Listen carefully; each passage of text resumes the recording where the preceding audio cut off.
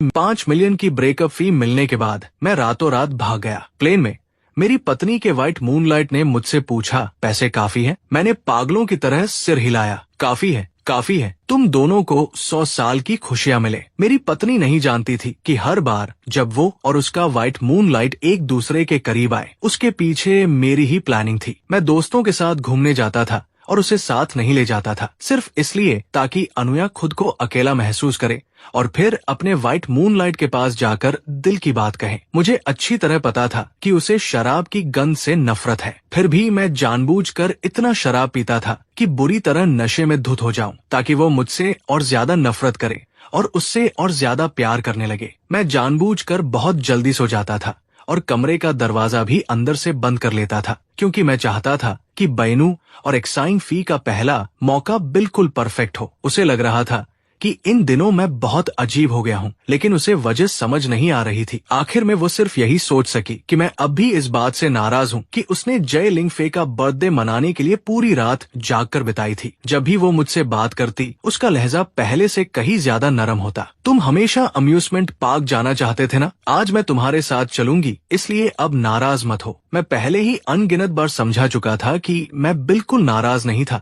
लेकिन अब और समझाने का मन नहीं था। वैसे भी अगर मैं कुछ कहता तो वो अपनी ही बात पर अड़ी रहती। जहाँ तक अम्यूजमेंट पार्क की बात है, पहले मैं सच में वहाँ जाना चाहता था। मैं बचपन से अनाथ था और कभी कोई मुझे अम्यूजमेंट पार्क नहीं ले गया। बाद में जब मैं अनु को डेट कर रहा था, मैंने कई बार इसका जिक्र किया और उसे मेरे साथ चलने के लिए भी कहा, लेकिन हर बार उसका जवाब यही होता था कि ये बहुत बचकाना है, सिर्फ छोटे बच्चों को खुश करने के लिए होता है। वो काम में व्यस्त रहती थी, उसके पास समय नहीं था और अम्यूजमेंट पार्क में उसकी बिल्कुल भी रुचि नहीं थी, इसलिए वो मना कर देती थी। पुरानी बातें याद करके इस बार मैंने सिर हिला दिया। छोड़ो, ये सब बच्चों को बहलाने वाले खेल हैं। मैं नहीं जा रहा। इन दिनों मेरे इनकार से वो लगभग पागल होने वाली थी, इसलिए इस बार भी उसने हार नहीं मानी। वो लगातार मुझे मनाती रही। आखिरकार उसके बार बार कहने पर मुझे मानना पड़ा। अम्यूजमेंट पार्क में प्रवेश करने के लिए टिकट खरीदने के तुरंत बाद मेरी नजर एक बहुत ही परिचित लोगों के समूह पर पड़ी। वे जाइंग फी और बैनू के दोस्त थे।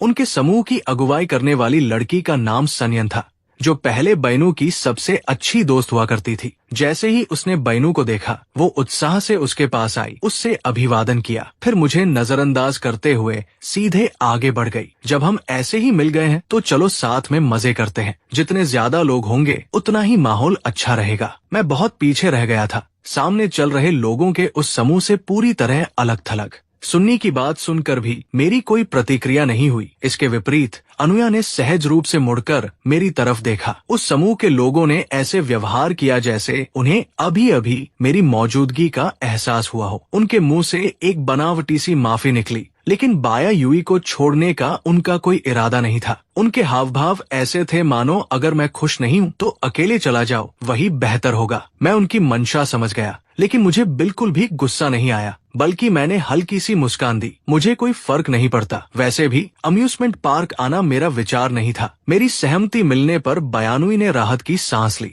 हम यूं ही घूमते रहे और जो भी चीज दिलचस्प लगती उसे आजमाते गए। हल्की राइड्स के बाद स्वाभाविक रूप से रोमांचक राइड्स भी करनी थी। पूरे समय उसके आसपास हमेशा एक्सिंग फे मौजूद रहता था और हमेशा की तरह वो जायोलिंग फी को अपने पीछे सुरक्षित रखती थी। जो लोग सच्चाई नहीं जानते थे, वे उन्हें देखकर यही समझते कि वे दोनों प्रेमी हैं। विडंबना ये थी कि असली बॉयफ्रेंड तो मैं था। मैं सबसे पीछे चल रहा था। शुरू से अंत तक मैंने एक बार भी बैनू को कुछ याद नहीं दिलाया। जब हम एस्केप रूम गेम के सामने पहुंचे तो शिलिंग फी अचानक उत्साहित हो गया और उसने उसका हाथ पकड़ लिया। अनु, चलो अंदर चलकर खेलते हैं। ठीक है, बैनू ने सिर हिलाया। तुम लोग जाओ, मुझे ऐसी चीजें पसंद नहीं है, मैं अंदर नहीं जाऊंगी। उसके मुंह से इनकार अभी निकला ही था कि शॉ लिंग फी ने लाड से उसके कंधे को झकझोर दिया। मेरे साथ चलो ना, तुम्हारे बिना मुझे बहुत डर लगेगा। उसका दयनीय चेहरा देखकर अनुया दोबारा मना नहीं कर सकी। आखिरकार उसने सिर हिलाकर हामी भर दी, लेकिन ये कहते ही उसने सहज रूप से मेरी तरफ देखा। मेरे चेहरे पर अब भी कोई प्रतिक्रिया नहीं थी।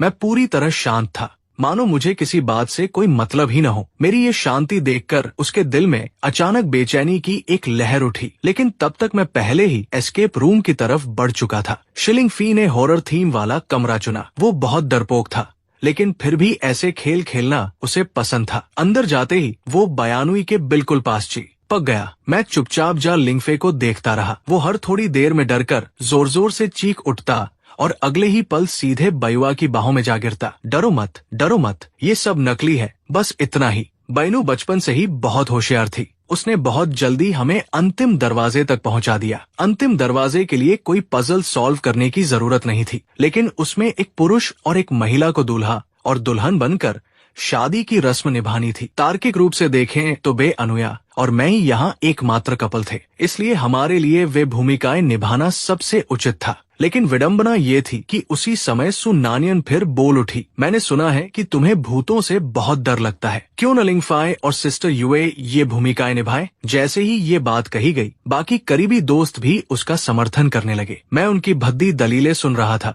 और लगभग जोर से हंस पड़ने वाला था। बाई ने न तो सहमति जताई और न ही कोई विरोध किया। ये देखकर एक्साइंग फी ने मुंह खोला। अगर मैं और अनु ये करे तो शायद ठीक नहीं होगा, बाद में ब्रदर जिंगवान फिर नाराज हो जाएंगे। उसी समय मैं जो अब तक चुपचाप सुन रहा था, अचानक बीच में आ गया। डोनेनियन और बाकी लोगों को लगा कि मैं फिर से नाटक करने वाला हूँ। वे तुरंत शब्दों से मेरी आलोचना करने लगे। ये तो बस एक गेम है, तुम इसे इतना दिल पर क्यों ले रहे हो? मैंने उन्हें थोड़े हैरान भाव से देखा। तुम लोग क्या बात कर रहे हो? अभी भी वेडिंग विटनेस की भूमिका खाली है। मैं वेडिंग विटनेस बन जाता हूँ। मेरी प्रतिक्रिया देखकर सब लोग चौंक गए। उन्हें डर था कि कहीं मैं अपना फैसला न बदल दूं, इसलिए उन्होंने जल्दी जल्दी दोनों को दूल्हा और दुल्हन के कपड़े पहनने के लिए कह दिया। सब कुछ बहुत आसानी से चलता रहा। फिर मैंने कहा, अब दूल्हा और दुल्हन किस करें?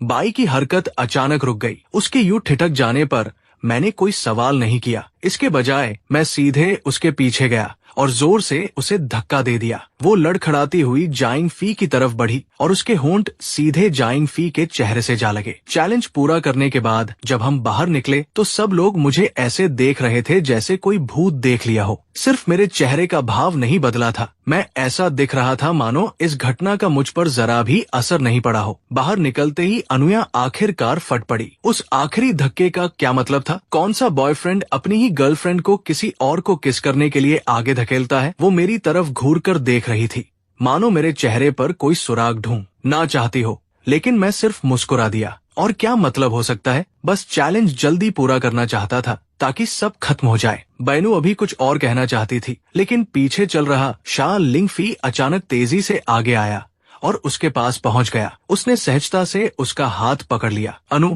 मुझे भूख लगी है, आगे एक रेस्टोरेंट है, चलो कुछ खा लेते हैं। शा लिंगफी को फिर से भूखा कहते सुनकर बनु ने सहज रूप से समय देखा। दोपहर के खाने का समय हो चुका था। सच में अब खाने का समय हो गया है। उसने सिर हिलाया और आगे बढ़ गई। सुनसान और बाकी कुछ लोगों ने ये देखकर समझदारी भरी मुस्कान के साथ हाथ हिलाया। हमें भी अब वापस जाना है, हम तुम दोनों के साथ नहीं चलेंगे। अगर मैं वापस नहीं गई तो मेरा बॉयफ्रेंड मुझे ढूंढते हुए यहाँ आ जाएगा। ये कहने के बाद उसने यांग बे की तरफ देखते हुए एक अर्थपूर्ण हौसला बढ़ाने वाला इशारा भी किया। बाई अनु से विदा लेने के बाद वे सब मुड़े और सीधे बाहर की ओर चल दिए। मैं, जिसे जानबूझकर सबने नजरअंदाज कर दिया था, अनुई और शीलिंग फी को एक दूसरे के बहुत करीब खड़े देखा और फिर मैंने भी मुंह खोला। तुम दोनों जाकर खाना खा लो, मुझे अभी कुछ काम है, इसलिए मैं पहले जा रहा हूँ। ये कहकर मैंने ये देखने की भी जहमत नहीं उठाई कि उन दोनों की क्या प्रतिक्रिया थी। मैं सीधा बाहर निकल गया।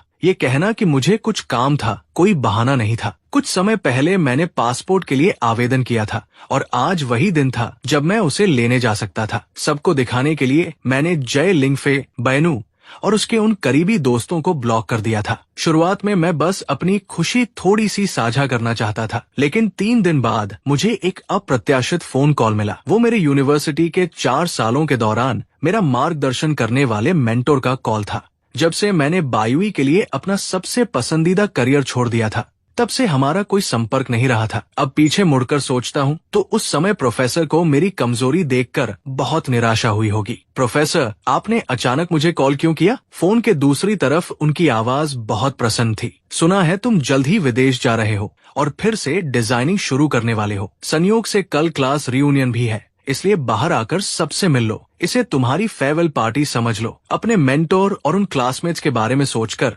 जिनसे मैं बहुत समय से नहीं मिला था, मैंने बिना एक पल गवाए तुरंत हामी भर दी। उस रात मैं गेस्ट रूम में जल्दी सो गया, यहाँ तक कि मुझे ये भी पता नहीं चला कि बैनू कब वापस आई। अगले दिन मैं घर से निकला और टैक्सी लेकर सीधे उस पते पर पहुंच गया जो मेरे मेंटो ने भेजा था। जैसे ही मैं पहले से बुक्ड प्राइवेट रूम में दाखिल हुआ, प्रोफेसर ने हाथ हिलाकर मुझे अपने पास बैठने का इशारा किया। चूंकि ये क्लास रियूनियन था, इसलिए कई वर्षों से न मिलने के बावजूद बातों की कोई कमी नहीं थी। पूरा समूह खाते पीते बातें करता रहा और समय पलक झपकते ही बीत गया। मैं अपने मेंटोर के साथ बातचीत में व्यस्त था कि अचानक मेरा फोन वाइब्रेट करने लगा। मैंने फोन उठाकर देखा, ये बाय अनु की लॉ फर्म की एक इंटर्न का कॉल था। जैसे ही कॉल कनेक्ट हुआ, दूसरी तरफ से इंटर्न की घबराई हुई आवाज सुनाई दी, ब्रदर युवन, सिस्टर बी के पेट का दर्द फिर से शुरू हो गया है, लेकिन मुझे नहीं पता कि उन्हें कौन सी मेडिसिन लेनी चाहिए। अब हम क्या करें?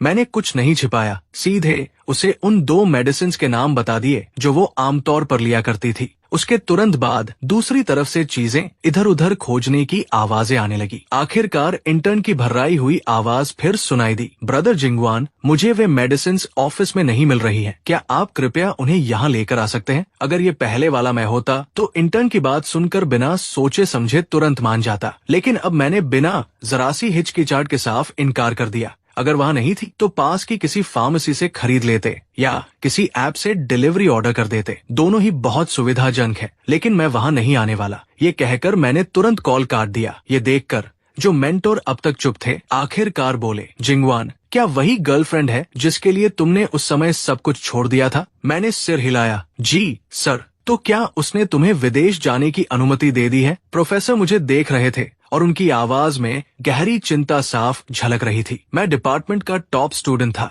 मुझे ज्वेलरी डिजाइन से बेहद लगाव था, मेरे पास प्रतिभा भी थी और मैं बेहद मेहनती भी था। मेरे सामने एक शानदार भविष्य था, लेकिन प्यार के कारण और अपनी गर्लफ्रेंड का पूरे दिल से ख्याल रखने के लिए मैंने स्वेच्छा से ज्वेलरी डिजाइन छोड़ दिया था। प्रोफेसर को भी डर था, उन्हें डर था कि कहीं अब भी मैं अपनी गर्लफ्रेंड की असहमति की वजह से ये मौका छोड़ न दूं और इस तरह इतनी मुश्किल से मिली इस अवसर को फिर से बर्बाद न कर दूं। लेकिन सौभाग्य से मैंने तुरंत सिर हिला दिया। वो मानती है या नहीं, इससे कोई फर्क नहीं पड़ता। मैं पहले ही उससे ब्रेकअप करने का फैसला कर चुका हूँ। प्रोफेसर ने कभी नहीं सोचा था कि उनका एक साधारण सा सवाल इतना शानदार जवाब लेकर आएगा। वो जोर से हंस पड़े। यही तो एक असली आदमी की तरह बात हुई। कोई अपनी पूरी जिंदगी और भविष्य किसी औरत के लिए कैसे छोड़ सकता है? उस समय तुम मेरे पढ़ाए हुए सबसे प्रतिभाशाली स्टूडेंट्स में से एक थे। अगर तुम इस रास्ते पर आगे बढ़ते रहे तो तुम्हारा भविष्य निश्चित रूप से गौरव से भरा होगा। बस अफसोस इस बात का है कि तुमने पहले एक गलत फैसला लिया था, लेकिन इस बार तुम्हें जरूर बड़ा नाम कमाना है। ये सुनकर मैं हल्का सा मुस्कुराया। जरूर सर, क्योंकि आखिरकार मैंने खुद से प्यार करना सीख लिया है। क्लास रियूनियन खत्म होने तक काफी समय बीत चुका था। जब मैं घर लौटा तब रात काफी हो चुकी थी। लिविंग रूम का दरवाजा खोलकर जैसे ही अंदर आया और लाइट जली, मैंने देखा कि बैनू सोफे पर बैठी हुई थी। उसका चेहरा पूरी तरह उदास और काला पड़ चुका था। मैं एक पल के लिए चौंक गया। जब मैंने साफ देखा कि वो बाई ही है तो मेरी भौहें अनायास सिकुड़ गई। तुम यहाँ क्या कर रही हो? पीले पड़े चेहरे के साथ बनू लगातार मुझे घूरती रही। काफी देर बाद उसने आखिरकार मुंह खोला, लेकिन मेरे सवाल का जवाब देने के लिए नहीं। आखिर तुम गए कहाँ थे? इतनी देर से घर क्यों लौटे? क्या तुम्हें नहीं पता था कि आज मेरे पेट में दर्द था? या फिर क्या तुम मुझे देखने क्यों नहीं आए? उसने एक के बाद एक सवाल दाग दिए। उसकी आवाज में भरी हुई झूंझलाहट साफ महसूस की जा सकती थी, लेकिन उसके गुस्से के बिल्कुल विपरीत मैं उसे शांत भाव से देखता रहा। मेरे चेहरे पर कोई बदलाव नहीं आया। मैं आज वहां गया ही नहीं। पहली बात, क्योंकि मुझे सच में कुछ जरूरी काम था। दूसरी बात, क्योंकि मैं तुम्हारे ऑफिस से बहुत दूर था, इसलिए मेरा वहां जाना वास्तव में जरूरी नहीं था। किसी को मेडिसिन खरीदने के लिए भेज देना या डिलीवरी ऑर्डर कर देना कहीं ज्यादा समझदारी भरा विकल्प था। अगर मैं वहां चला भी जाता तब भी तुम्हारी कोई मदद नहीं कर पाता। ये कहकर मैं फिर से जाने ही वाला था। आखिरकार अनु अपना संयम खो बैठी। उसकी आवाज अनियंत्रित रूप से ऊंची हो गई। जिंगवान, तुम पहले कभी ऐसे नहीं थे। मैंने उसे उदासीनता से देखा। पहले मैं कैसा था? अनु का शरीर हल्का सा कांप उठा। उसे और ज्यादा उत्तेजित होता देखकर मैंने अपने कनपटियों को रगड़ा। वो अचानक आगे बढ़ी जैसे मुझे रोकना चाहती हो, लेकिन मेरे मुंह से निकले शब्दों ने उसे मानो बर्फ की गुफा में धकेल दिया। ठीक है, बहुत देर हो चुकी है, मुझे बहुत नींद आ रही है। पहले खुद को शांत करो। मैं सोने जा रहा हूँ। रवाना होने की तारीख में अब सिर्फ 2 दिन बचे थे। मैंने सीधे बैनू का अकाउंट डिलीट और ब्लॉक कर दिया। उसके करीबी दोस्तों को भी ब्लॉक कर दिया। साथ ही हर एक कॉन्टैक्ट मेथड भी हटा दिया। वैसे भी वो मुझसे प्यार नहीं करती। वैसे भी जिसे वे लोग अपना असली ब्रदर इन लॉ मानते हैं, वो जेड लिंगफी है। एक बार मैं विदेश चला गया तो इन लोगों से संपर्क बनाए रखने की कोई जरूरत नहीं रहेगी। फ्रेंड्स डिलीट करने के बाद मैं उन सभी ग्रुप चैट्स में गया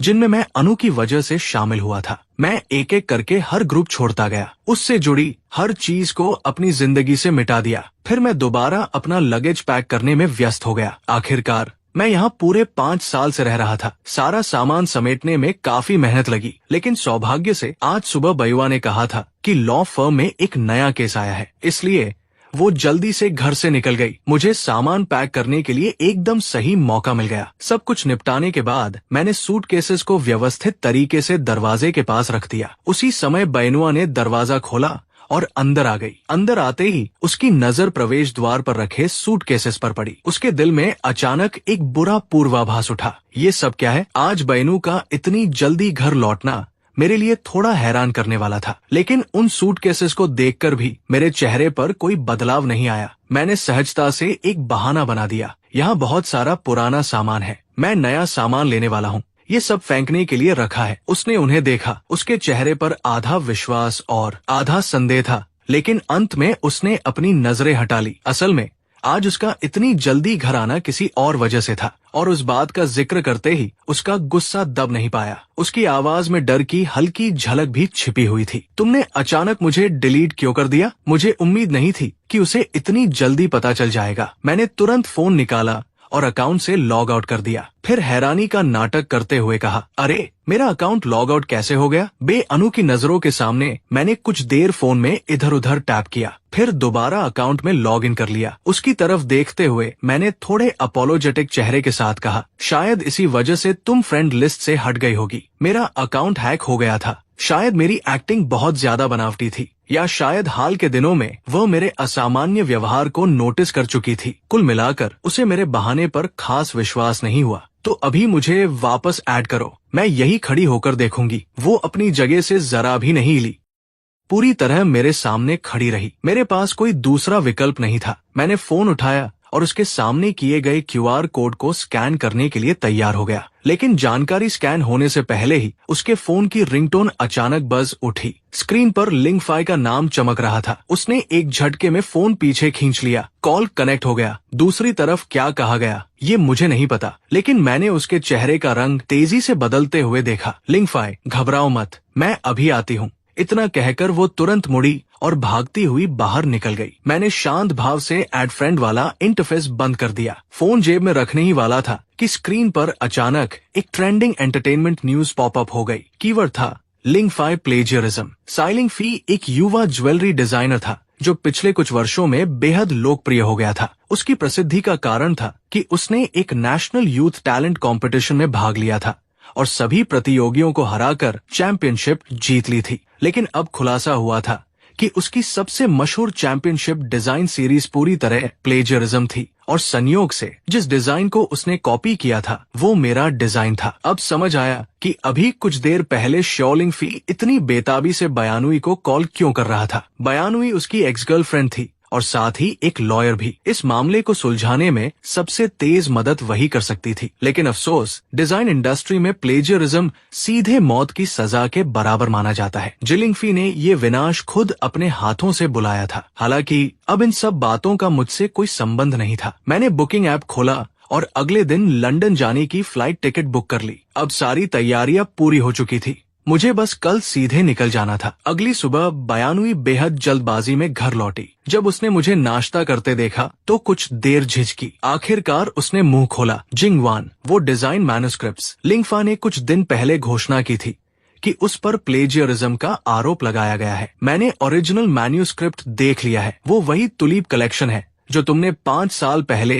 वीबो पर पोस्ट की थी। अभी उसने एक स्टेटमेंट जारी किया है जिसमें कहा है कि उसने प्लेजियरिज्म नहीं किया, बल्कि वो तुम्हारे साथ कोलैबोरेशन था। क्या तुम वीबो में लॉग इन करके इस बार उसकी मदद के लिए वो पोस्ट शेयर कर सकते हो? 5 साल पहले जब मैंने डिजाइन इंडस्ट्री छोड़ने का फैसला किया था, तब मैंने लगातार कई रातें जागकर उस तुलीप कलेक्शन का अंतिम डिजाइन तैयार किया था। उस समय उसने मुझसे पूछा भी था, अगर तुम्हें ज्वेलरी डिजाइन से इतना प्यार है तो फिर तुम इसे छोड़ना क्यों चाहते हो? और मेरा जवाब था, मेरा करियर तुम्हारे जितना महत्वपूर्ण नहीं है। तुलीप कलेक्शन वो पहला कलेक्शन था जिसे हमने रिलेशनशिप में आने के बाद पब्लिश किया था। वो एक डिजाइन था जो सिर्फ उसके लिए बनाया गया था और अंत में उसी की वजह से उसका अंत भी हो गया। बैनुआ से बेहतर कोई नहीं जानता था कि तुलीप कलेक्शन मेरे लिए कितना खास मायने रखता है। फिर भी उसने मेरे सामने ये मांग रखी, सिर्फ शिलिंग फी की खातिर प्लेजियरिज्म के शिकार व्यक्ति से ही प्लेजरिस्ट के लिए सफाई दिलवाना। मुझे ये सब थोड़ा हास्यास्पद लगा। क्या तुम सच में चाहती हो कि मैं उसकी मदद के लिए वो पोस्ट शेयर करूं? उसने कुछ नहीं कहा, लेकिन मैं उसके मन की बात साफ पढ़ सकता था। वो चाहती थी कि मैं लिंगफाई की मदद करूं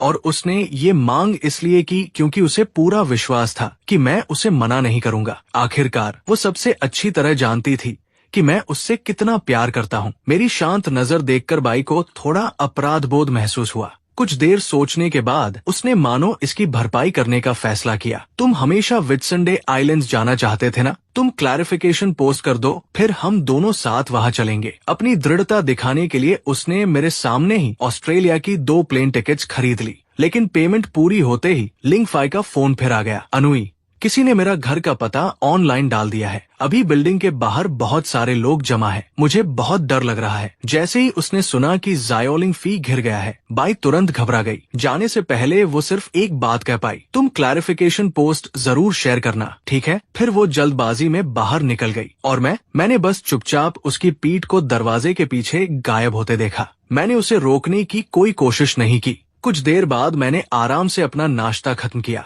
बर्तन साफ करने के बाद मैंने आखिरकार अपना फोन निकाला और उस वीबो अकाउंट में लॉगिन किया जिसे मैंने पिछले 5 सालों से छुआ तक नहीं था। मैंने शिलिंग फी का डिफेंस पोस्ट रीशेयर किया और उसके साथ 8 बड़े शब्द लिख दिए, 0 collaboration, it's pure plagiarism. Post करने के बाद आने वाले तूफान की बिल्कुल परवाह किए बिना मैंने सिम कार्ड निकालकर 2 टुकड़ों में तोड़ दिया और उसे कूड़ेदान में फेंक दिया। फिर मैं कमरे में गया, अपना लगेज उठाया और इस घर को आखिरी बार देखा। उसके बाद मुड़कर बाहर निकल गया। मैंने कार बुक की और सारा लगेज लेकर सीधे एयरपोर्ट की ओर रवाना हो गया। इस बार मैं किसी के लिए भी पीछे नहीं रुकूंगा। ये वीबो पोस्ट बहुत जल्दी इंटरनेट पर आग की तरह फैल गई। ओरिजिनल क्रिएटर के खुद सामने आकर एक्साइंग फी पर प्लेजियरिज्म का आरोप लगाने से वो एक जिद्दी इंसान जैसा दिखने लगा जो अपनी गलती मानने को तैयार ही नहीं था। आधे घंटे पहले तक वो दावा कर रहा था कि ये सिर्फ इंस्पिरेशन शेयरिंग कोलैबोरेशन था। अब उसकी बात पूरी तरह हास्यास्पद लग रही थी। नेटिजन्स का गुस्सा समुद्री लहरों की तरह उमड़ पड़ा। कुछ अति उत्साही लोगों ने तो शाइंग फी का सटीक पता भी ढूंढ लिया। उन्होंने उसके घर के मुख्य दरवाजे पर पेंट से बड़े बड़े अक्षरों में लिख दिया, प्लेजराइजिंग डॉग गो डाई। खून जैसे लाल रंग के वे शब्द बेहद डरावने लग रहे थे। उस समय बयोनुआ शाइंग फी के कमरे में बैठी उसे दिलासा दे रही थी ताकि वो डरे नहीं। लिंगफे, सब ठीक हो जाएगा, मैं लॉयर हूँ।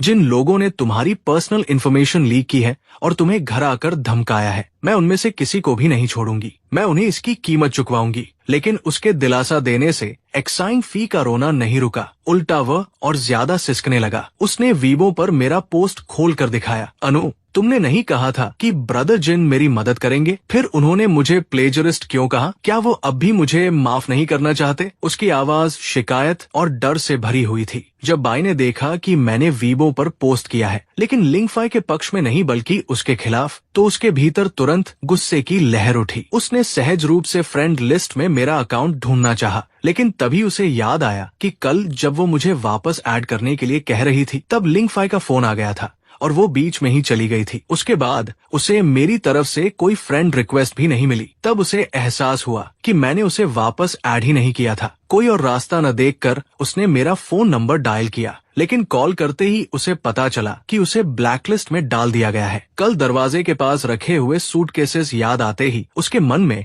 एक बेहद अविश्वसनीय विचार उभरा। उसने खुद को शांत रखने की कोशिश की। फिर उसने उन सभी ग्रुप्स को ढूंढना शुरू किया जिनमें मैं सिर्फ उसकी वजह से शामिल हुआ था। वो बार बार ग्रुप मेंबर लिस्ट पलटती रही, लेकिन वो परिचित प्रोफाइल पिक्चर कहीं दिखाई नहीं दिया। उसने मुझे ढूंढने के लिए हर संभव तरीका आजमाया, लेकिन अंत में उसके हाथ कुछ नहीं लगा। वीबो पर भी उसने पाया कि मैं उसे ब्लॉक कर चुका था। उसके दिल की बेचैनी और भी बढ़ गई। उसने तुरंत सुनुनियन और बाकी लोगों के ग्रुप में कॉल किया। यहाँ तक कि जेड लिंगफाई के क्या हुआ पूछने पर भी उसका ध्यान नहीं गया। क्या तुम लोग जिंगवान से संपर्क कर सकते हो? उसने सीधे अपना उद्देश्य बता दिया, लेकिन सबसे पूछने के बाद उसे एक ही जवाब मिला। अचानक उससे संपर्क नहीं हो पा रहा है। तभी बे अनु को एहसास हुआ कि वो सचमुच मुझे ढूंढ नहीं पा रही है। उसकी आंखों में एक पल के लिए शून्यता छा गई। उसे समझ नहीं आया कि आखिर हुआ क्या है। वो बस सहज रूप से उठी और बाहर की ओर चल दी। उसे जाते देखकर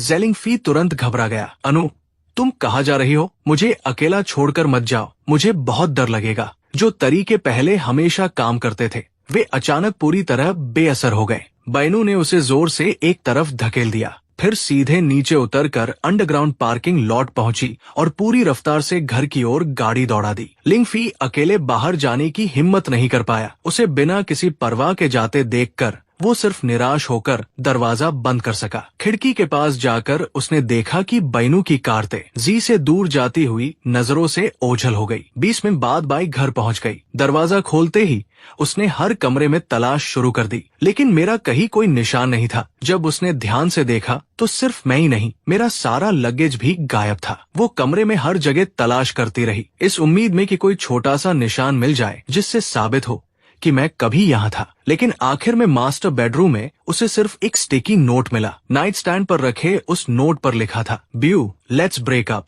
सिर्फ 8 शब्द, लेकिन वे शब्द एक भारी हथौड़े की तरह सीधे बयुआ के दिल पर आ गिरे। मैं उससे ब्रेकअप करना चाहता था, लेकिन मैं तो उससे इतना प्यार करता था। उसके लिए मैं कभी भी सब कुछ छोड़ सकता था। उसके लिए मैंने ज्वेलरी डिजाइन इंडस्ट्री तक छोड़ दी थी, जिसे मैं सबसे ज्यादा प्यार करता था। अब उसने सिर्फ इतना कहा था कि मैं शी लिंगफे के लिए एक क्लैरिफिकेशन स्टेटमेंट पोस्ट कर दूं। फिर भी मैंने उसे छोड़ दिया। बाई इस बात पर विश्वास नहीं कर पा रही थी, लेकिन उसे मानना भी पड़ा। मेरा जाना इतना निर्णायक था कि उसने उसे कुछ भी सुधारने का मौका नहीं छोड़ा। उसे ये तक नहीं पता था कि मैं कहाँ गया हूँ, किसी दूसरे शहर में या फिर विदेश। खाली कमरे को देखते हुए उसे लगा मानो उसका दिल भी उसी कमरे की तरह खाली हो गया हो। आत्मा की गहराइयों से उठती उदासी उसकी समझदारी पर लगातार हमला कर रही थी। उसने यहाँ तक किया कि लॉ फर्म वापस भागी, एक कुली का फोन लेकर मुझे कॉल किया, लेकिन चाहे उसने कितनी भी बार कोशिश की हो, हर बार उसे सिर्फ वही आवाज सुनाई दी, the subscriber you have dialled is currently unavailable,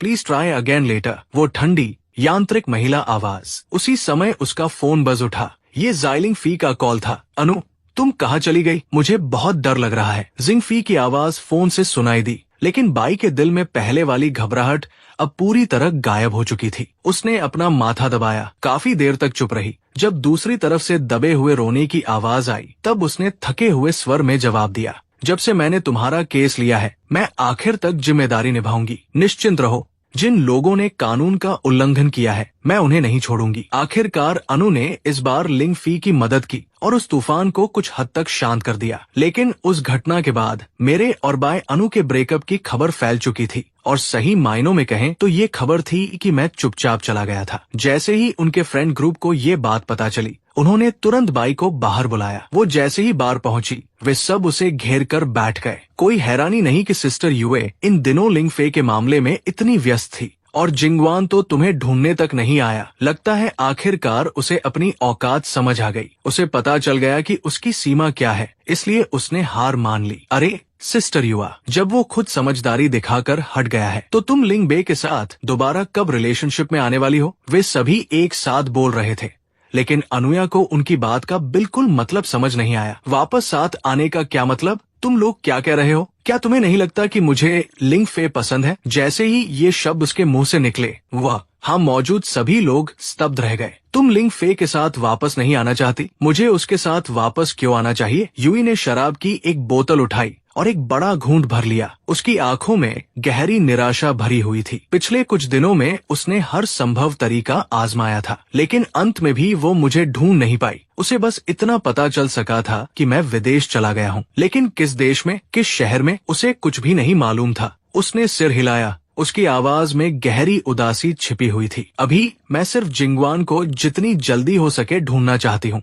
उसे ढूंढकर क्या करोगी? सनशन के चेहरे पर अविश्वास साफ दिखाई दे रहा था। पिछले कुछ दिनों में बे अनु का चेहरा पूरी तरह थका हुआ और मुरझाया हुआ हो गया था, मानो वो अभी अभी किसी गहरी नींद से जागी हो। उसने एक के बाद एक कई घूंट शराब पी लिए, फिर सनशन का सवाल सुनकर अचानक ठिठक गई। क्या तुम्हें सच में मो जिंग युअन से प्यार हो गया है? मो जिंग युअन को पसंद करना। उसने कभी इस सवाल के बारे में गंभीरता से सोचा ही नहीं था। बस इतना था कि मेरे चुपचाप चले जाने के बाद उसके दिल में हमेशा एक खालीपन बना रहता था और वो इस एहसास की आदी नहीं थी। काफी देर की चुप्पी के बाद उसने खुद पर हंसते हुए धीमे स्वर में कहा, वो मेरा बॉयफ्रेंड है। हम 5 साल से साथ थे। उसे पसंद करना क्या कोई असामान्य बात है? जॉन ने उसके हाथ से शराब की बोतल छीनकर मेज पर रख दी। उसकी आंखों में गहरा भ्रम था। तुम उसे पसंद करती हो? तो फिर तुम्हारा और लिंग फे का क्या था? हम सबको तो लगता था कि तुम लिंग फे को पसंद करती हो और अंकल बी के दबाव में मो जिंग युअन के साथ हो। इसीलिए हम हर तरह से कोशिश करते रहे कि तुम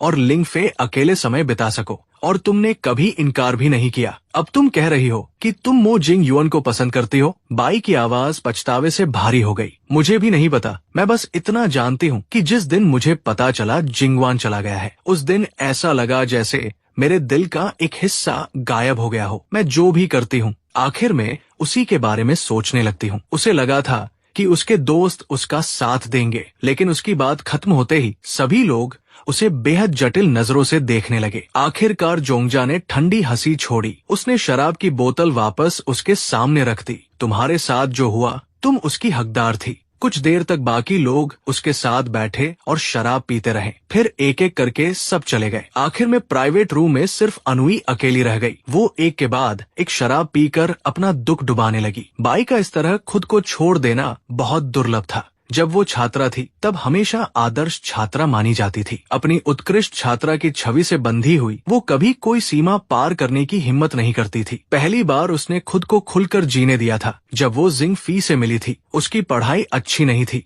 उसे अक्सर क्लास में तंग किया जाता था। वो लगभग सबसे अलग थलग रहने वाला छात्र था। बैनू पर उसकी गहरी छाप पड़ी थी, क्योंकि जितनी बार भी वो उससे मिली उसे हमेशा दूसरों द्वारा परेशान किया जाता हुआ पाया। उसने कई बार उसकी मदद की और उसी वजह से वो उससे चिपक गया। बाद में बैनू को पता चला कि लिंगफाई लड़कियों के बीच काफी लोकप्रिय था। उसकी कई सहेलियां भी उसे पसंद करती थी और लगातार साथ रहने के दौरान वो खुद भी उससे प्यार करने लगी। वे 3 साल तक रिलेशनशिप में रहे। ग्रेजुएशन के बाद वे अनु उसे घर ले जाकर परिवार से मिलवाना और शादी करना चाहती थी, लेकिन उसकी माँ को शाइंग फी पसंद नहीं था। उन्हें लगता था कि एक्सेंग फी बहुत चालाक और स्वार्थी है, इसलिए उन्होंने पैसे देकर एक्साइनजीएफ को विदेश भेज दिया और उसके बाद मेरे और बैनू के बीच ब्लाइंड डेट तय कर दी। सच कहें तो शुरुआत में वह मुझसे बहुत नफरत करती थी। हालांकि एक्सेंग फे के जाने से मेरा कोई संबंध नहीं था, लेकिन उसकी नजर में मैंने उसकी जगह छीन ली थी। उस समय उसे पूरा विश्वास था कि वो कभी मो जिंग युअन से प्यार नहीं करेगी, लेकिन बाद में मैंने बैनू के लिए बहुत कुछ छोड़ दिया। हर बार जब वो पूछती क्यों, तो मेरा जवाब हमेशा एक ही होता, मेरे दिल में सबसे महत्वपूर्ण तुम हो। तुम्हारे लिए मैं सब कुछ छोड़ सकता हूँ, हर चीज। धीरे धीरे वो मेरे निस्वार्थ प्रेम से प्रभावित होने लगी। उसका रवैया भी नरम पड़ गया। लेकिन ठीक उसी समय लिंगफाई वापस आ गया, उन अधूरी भावनाओं के साथ जो कभी पूरी तरह खत्म नहीं हुई थी। और उसने फिर से मुझसे दूरी बनानी शुरू कर दी, क्योंकि उसे लगता था कि अगर मैं बीच में न आता तो उसका वर्तमान बॉयफ्रेंड वही होना चाहिए था जिसे वो सच में प्यार करती थी। जायो लिंगफी। वो ये भी गलतफहमी पाल बैठी कि वो वास्तव में शो लिंगफी को चाहती है। बाद में जब भी सुनुनियन और बाकी लोग उसके और शेलिंग फे के लिए मौके बनाते, वो कभी मना नहीं करती थी, लेकिन उसके दिल की गहराइयों में एक विरोध की भावना धीरे धीरे जम लेने लगी थी। उस समय उसने खुद से कहा था, ये आखिरी बार है, अब से मैं शाइंग फे को सिर्फ एक दोस्त की तरह देखूंगी। उसे भोलेपन से विश्वास था कि वो ऐसा कर पाएगी। शुरुआत में जब मैंने उसके और एक्साइनजीएफ के बीच की नजदीकियों को नजरअंदाज करना शुरू किया तो उसे सचमुच लगा कि उसने दोनों रिश्तों को संतुलित कर लिया है। उसके बाद जो कुछ हुआ वो उसकी अपनी लापरवाही थी। वो मेरी सहनशीलता की अंतिम सीमा को परखना चाहती थी, लेकिन उसने कभी नहीं सोचा था कि मैं इसी समय उसे छोड़कर चला जाऊंगा। वो खुद को रोक नहीं पाई। उसे लगने लगा कि शायद ये सब वास्तव में उसी की गलती थी। उसके सामने रखी शराब की कई बोतलें आधी से ज्यादा खाली हो चुकी थी और बैवा की चेतना धीरे धीरे धुंधली होने लगी। अपने धुंधले हो चुके होश में उसे एक परिचित परछाई दिखाई दी। उसने मेरी ओर हाथ बढ़ाया। मुझे मुस्कुराते हुए देखकर उसने राहत की सांस ली। मैंने मौका पाकर उसे सहारा देकर खड़ा किया और ऊपर वाले प्राइवेट रूम की ओर ले जाने लगा। ब्रदर युअन, क्या सच में अब वापस आ गए? ये सपना नहीं है ना? उसकी बात सुनकर मेरे कदम एक पल के लिए रुक गए, लेकिन मैं जल्दी ही संभल गया। मेरी आवाज कोमल थी, मगर उसकी यादों वाली आवाज से थोड़ी अलग। हाँ, मैं वापस आ गया हूँ। पहले तुम्हें आराम करने ले चलता हूँ, ठीक है? लेकिन उसका होश पहले ही बुरी तरह धुंधला हो चुका था। उसमें अब इतना विवेक नहीं बचा था कि अंतर पहचान सके। एक नोटिफिकेशन की आवाज सुनाई दी। एलिवेटर रुक गया। उसे सहारा देते हुए कोई उसे कमरे के अंदर ले गया। बड़े और मुलायम बिस्तर पर लिटाए जाने के अगले ही पल वो गहरी नींद में चली गई। बिस्तर के पास लिंग फी बैठा था। उसकी उंगलियां धीरे से उसकी बंद पलकों को छूती हुई नीचे सरकी। आखिरकार उसकी शर्ट के बटन्स पर आकर ठहर गई, लेकिन उसकी आंखों में गहरी नाराजगी चमक उठी। मैं जानता था कि तुम मेरी ही हो। मैं तुम्हें किसी और से प्यार नहीं करने दूंगा। पूरी जिंदगी तुम सिर्फ मेरे पास ही रहोगी। ये कहने के बाद उसने अपने कपड़े उतार दिए और उसके बगल में लेट गया। 5 साल बाद बीजिंग एयरपोर्ट। मैं एक सलीकेदार काला सूट पहने हुए था। आंखों पर सनग्लासेस थे। एयरपोर्ट से बाहर निकलते हुए मैं एक बार फिर उस देश की धरती पर लौट रहा था जहां मैंने अपनी जिंदगी के कई साल बिताए थे। स्वाभाविक रूप से मन थोड़ा भावुक हो उठा। जब मैं लंदन गया था तब मेरा इरादा हमेशा के लिए वही बस जाने का था, लेकिन वहां 5 साल रहने के बाद आखिरकार मुझे समझ आया कि लंदन को कुलिनरी डेजर्ट क्यों कहा जाता है। सौभाग्य से लंदन में चाइनीज सुपरमार्केट्स भी थे, इसलिए मैं खुद चाइनीज फूड बनाकर खा सकता था। कम से कम जीवन बहुत कठिन नहीं था। इसी वजह से जब मुझे पता चला कि कंपनी देश में नई ब्रांच खोलने वाली है, तो मैंने तुरंत वापस लौटने वाली टीम में अपना नाम दर्ज करा दिया। बाकी लोग अभी पीछे थे और बाहर नहीं निकले थे, इसलिए मैं अपना सूटकेस लेकर एग्जिट के पास खड़ा उनका इंतजार कर रहा था। उसी समय पीछे से एक परिचित महिला आवाज सुनाई दी। उसकी आवाज में अविश्वास साफ झलक रहा था। ब्रदर युअन, क्या सच में आप हैं? मैंने सिर उठाकर देखा। मेरे सामने वे अनुया खड़ी थी। 5 साल के अलगाव के बाद आखिरकार वो उस इंसान से फिर मिली थी जिसे वह अपने सपनों में भी देखना चाहती थी। उसकी आवाज कांप रही थी। उसने मुझे गले लगाने के लिए हाथ बढ़ाया, लेकिन मेरी प्रतिक्रिया उससे भी तेज थी। जैसे ही उसने हाथ बढ़ाया, मैं एक कदम पीछे हट गया। मिस बी, कृपया थोड़ा सम्मान बनाए रखें। मेरे इस दूर और औपचारिक संबोधन ने अनुया को स्तब्ध कर दिया और मेरा पीछे हटना उसके दिल को और भी ज्यादा दर्द दे गया। ब्रदर युअन, आप इन 5 सालों में आखिर कहाँ थे? मैंने पूरे 5 साल आपको ढूंढा है। आखिरकार मैं आपको ढूंढ पाई। मैंने शांत चेहरे के साथ उसकी बात बीच में ही रोक दी। मैं कहा था, इसका तुमसे कोई संबंध नहीं है और नहीं तुम्हें मुझे ढूंढने की कोई आवश्यकता थी। इसके अलावा हमारा रिश्ता इतना करीब नहीं है कि तुम मुझे ब्रदर युअन कहो। उसकी आंखों में गहरा स्नेह भरा हुआ था, एक ऐसा स्नेह जिसे मैं अब समझ नहीं सकता था। लाल और नम आंखों से मुझे देखते हुए भी मैं एक पल के लिए नहीं बदला। मेरे चेहरे पर वही ठंडा और दूर का भाव बना रहा। मिस बी, आप मुझे मिस्टर मो कह सकती हैं। उसने सिर हिलाया। उसकी आंखें अब भी अविश्वास से भरी हुई थी। ब्रदर युअन, हमारा कोई रिश्ता कैसे नहीं हो सकता? आप अभी मुझसे नाराज है ना? मुझे पता है मुझसे गलती हुई थी। क्या आप मुझे एक और मौका दे सकते हैं? मैं वादा करती हूँ इस बार मैं आपको फिर कभी निराश नहीं करूंगी। मैंने बेबस होकर एक लंबी सांस छोड़ी। पहली बार मुझे एहसास हुआ कि दीवार से बात करना कैसा लगता है। अनु, क्या तुम्हें इंसानी भाषा समझ नहीं आती? मैं तुमसे नाराज हूँ। किस बात पर नाराज हूँ? क्या तुम भूल गई हो कि हमारा ब्रेकअप 5 साल पहले हो चुका था और अब तुम मुझसे दूसरा मौका मांग रही हो? अनुया, किस हक से? इसी टकराव के दौरान बाकी लोग भी एग्जिट तक पहुंच चुके थे। पीछे मुड़कर उन्होंने देखा कि मैं अब भी वही खड़ा हूं। उन्होंने आवाज लगाकर याद दिलाया, फैनी, हो गया, हमें निकलना है। जैसे ही मैंने ये सुना, मैंने अपना सूटकेस आगे बढ़ाया और अनुया के पास से निकल गया। मुझे काम है। तुम्हारे साथ यहाँ खड़े होकर बेकार की बातें करने का समय नहीं है। कृपया रास्ते से हट जाओ। ये कहकर मैंने उसकी प्रतिक्रिया देखने की भी हिम्मत नहीं उठाई। सूटकेस धकेलते हुए मैं तेज कदमों से आगे बढ़ गया, सीधे वहाँ से निकल गया। अनु मेरे पीछे आने ही वाली थी कि बगल से बढ़े एक हाथ ने उसे रोक लिया। जिंगवान साफ तौर पर तुमसे कोई संबंध नहीं रखना चाहता। एक सम्मानित महिला का इस तरह किसी के पीछे पड़े रहना अच्छा नहीं लगता। महिला की आवाज नरम थी, लेकिन बैनुआ की भौहें सिकुड़ गई।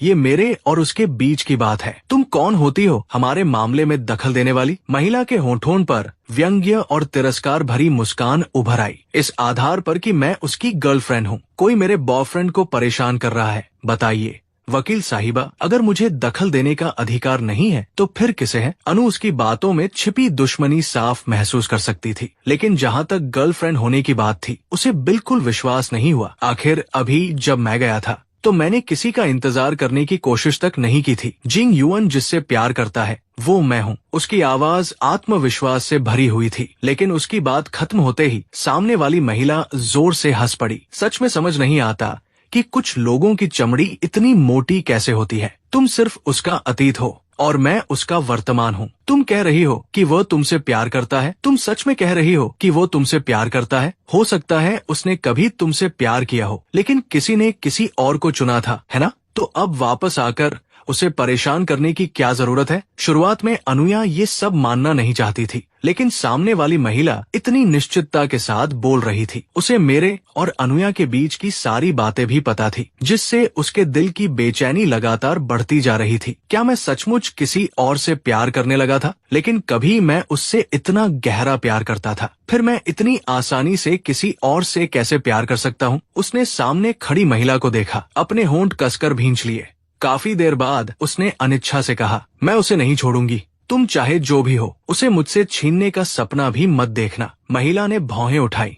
उसके चेहरे पर कोई चिंता नहीं थी, सिर्फ मनोरंजन झलक रहा था। मेरा नाम जियांग जाइकिंग है, तुम चाहो तो कोशिश करके देख सकती हो। जियांग जाइकिंग को उसकी धमकी की बिल्कुल परवाह नहीं थी। उसे ये सब बेहद हास्यास्पद लग रहा था। उससे आदमी छीन लेना क्या मजाक है? जिस इंसान को उसने खुद अपने हाथों से खो दिया था, उसे अब कोई और उससे कैसे छीन सकता था? 5 साल पहले ही मैं बैनू की जिंदगी से खुद चलकर दूर हो चुका था, लेकिन वो अब भी अपने पुराने सपनों में जी रही थी। उसे लगता था कि मैं अब भी उसी का हूँ। जियांग जाइकिंग ने बैनू को ऐसे देखा जैसे किसी मस्खरे को देख रही हो। उसने उसे सिर से पैर तक एक बार देखा, फिर बिना किसी जल्दबाजी के उसी दिशा में चल दी जिधर मैं गया था। पीछे सिर्फ बैनू खड़ी रह गई। उसका चेहरा कभी लाल पड़ रहा था, कभी पीला। जियांग जाइकिंग और मो जिंग युअन साफ तौर पर 2 अलग अलग दुनियाओं के लोग थे। फिर उसे मेरे बारे में इतनी जानकारी कैसे थी? और उसने तो सुना था कि जियांग जाइकिंग का एक विदेशी बॉयफ्रेंड है, तो उसका बॉयफ्रेंड मैं कैसे हो सकता था? क्या जियांग जाइकिंग उससे झूठ बोल रही थी? उसने अपनी मुट्ठियां कसकर भींच ली। जियांग जाइकिंग की दूर जाती पीठ को देखते हुए उसके दिल में गुस्सा भर गया। वो जरूर जिंगवान को ढूंढेगी, जियांग जाइकिंग का असली चेहरा उसके सामने लाएगी और उसकी सारी चालें कभी सफल नहीं होने देगी। मुझे पता था कि मैं और बैनू दोनों बेजिम हैं, इसलिए कभी न कभी आमना सामना होना स्वाभाविक था। लेकिन मैंने कभी नहीं सोचा था कि बेजिंग इतना छोटा लगेगा। बयोनुआ की लॉ फर्म का डब्ल्यू कंपनी की डोमेस्टिक ब्रांच के लीगल डिपार्टमेंट के साथ कोलैबोरेशन था। सौभाग्य से मैं ज्वेलरी डिजाइन डिपार्टमेंट में था, इसलिए सामान्य परिस्थितियों में मेरा लीगल टीम से कोई संपर्क नहीं होता था। इस वजह से जब मैंने लीगल रिप्रेजेंटेटिव के रूप में बे अनुया को देखा तो बस एक पल के लिए हैरान हुआ। उसके बाद मैंने इस बारे में ज्यादा नहीं सोचा, लेकिन दोपहर में सब बदल गया। लंच खत्म करके जैसे ही मैं वापस अपनी डेस्क पर पहुंचा,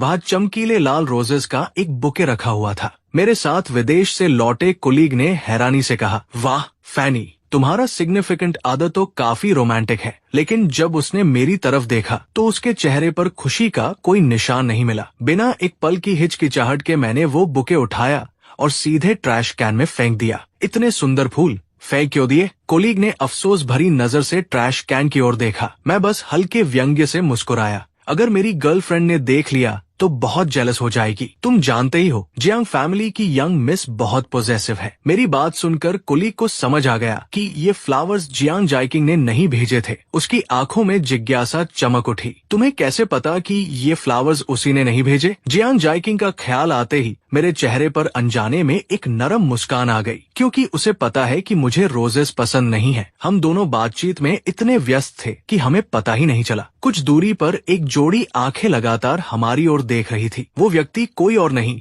बैनू थी। वो हमारी बातें नहीं सुन पा रही थी, लेकिन उसने साफ देखा कि मैंने बुके को देखे बिना ही सीधे ट्रैश कैन में फेंक दिया। शुरुआती निराशा के बाद बैनू के मन का विश्वास और मजबूत हो गया। जैसा उसने सोचा था वैसा ही था। मैं जियांग जाइकिंग से प्यार नहीं करता था, वरना प्यार का प्रतीक माने जाने वाले रोजेस देखकर कम से कम इतना तो करता कि पहले सेंडर का नाम देख लेता, फिर फैसला करता कि उन्हें रखना है या फेंकना। इसके अलावा पिछले कई दिनों से जियांग जाइकिंग भी एक बार नहीं दिखाई दी थी, और आज मेरा फूलों को सीधे फेंक देना इन सब बातों ने बैनू को और यकीन दिला दिया, शायद हम सच में प्रेमी प्रेमिका नहीं थे, शायद हमारा रिश्ता था ही नहीं। और अगर ऐसा था तो क्या इसका मतलब ये था कि उसके पास अब भी एक मौका बचा हुआ है? ये सोचते ही उसके दिल में खुशी भर गई। पिछले कई दिनों का सारा उदास मूड पल भर में गायब हो गया। जिस जवाब की उसे तलाश थी वो उसे मिल चुका था। उसके बाद बैनू बार बार दीवार पर लगी घड़ी देखने लगी।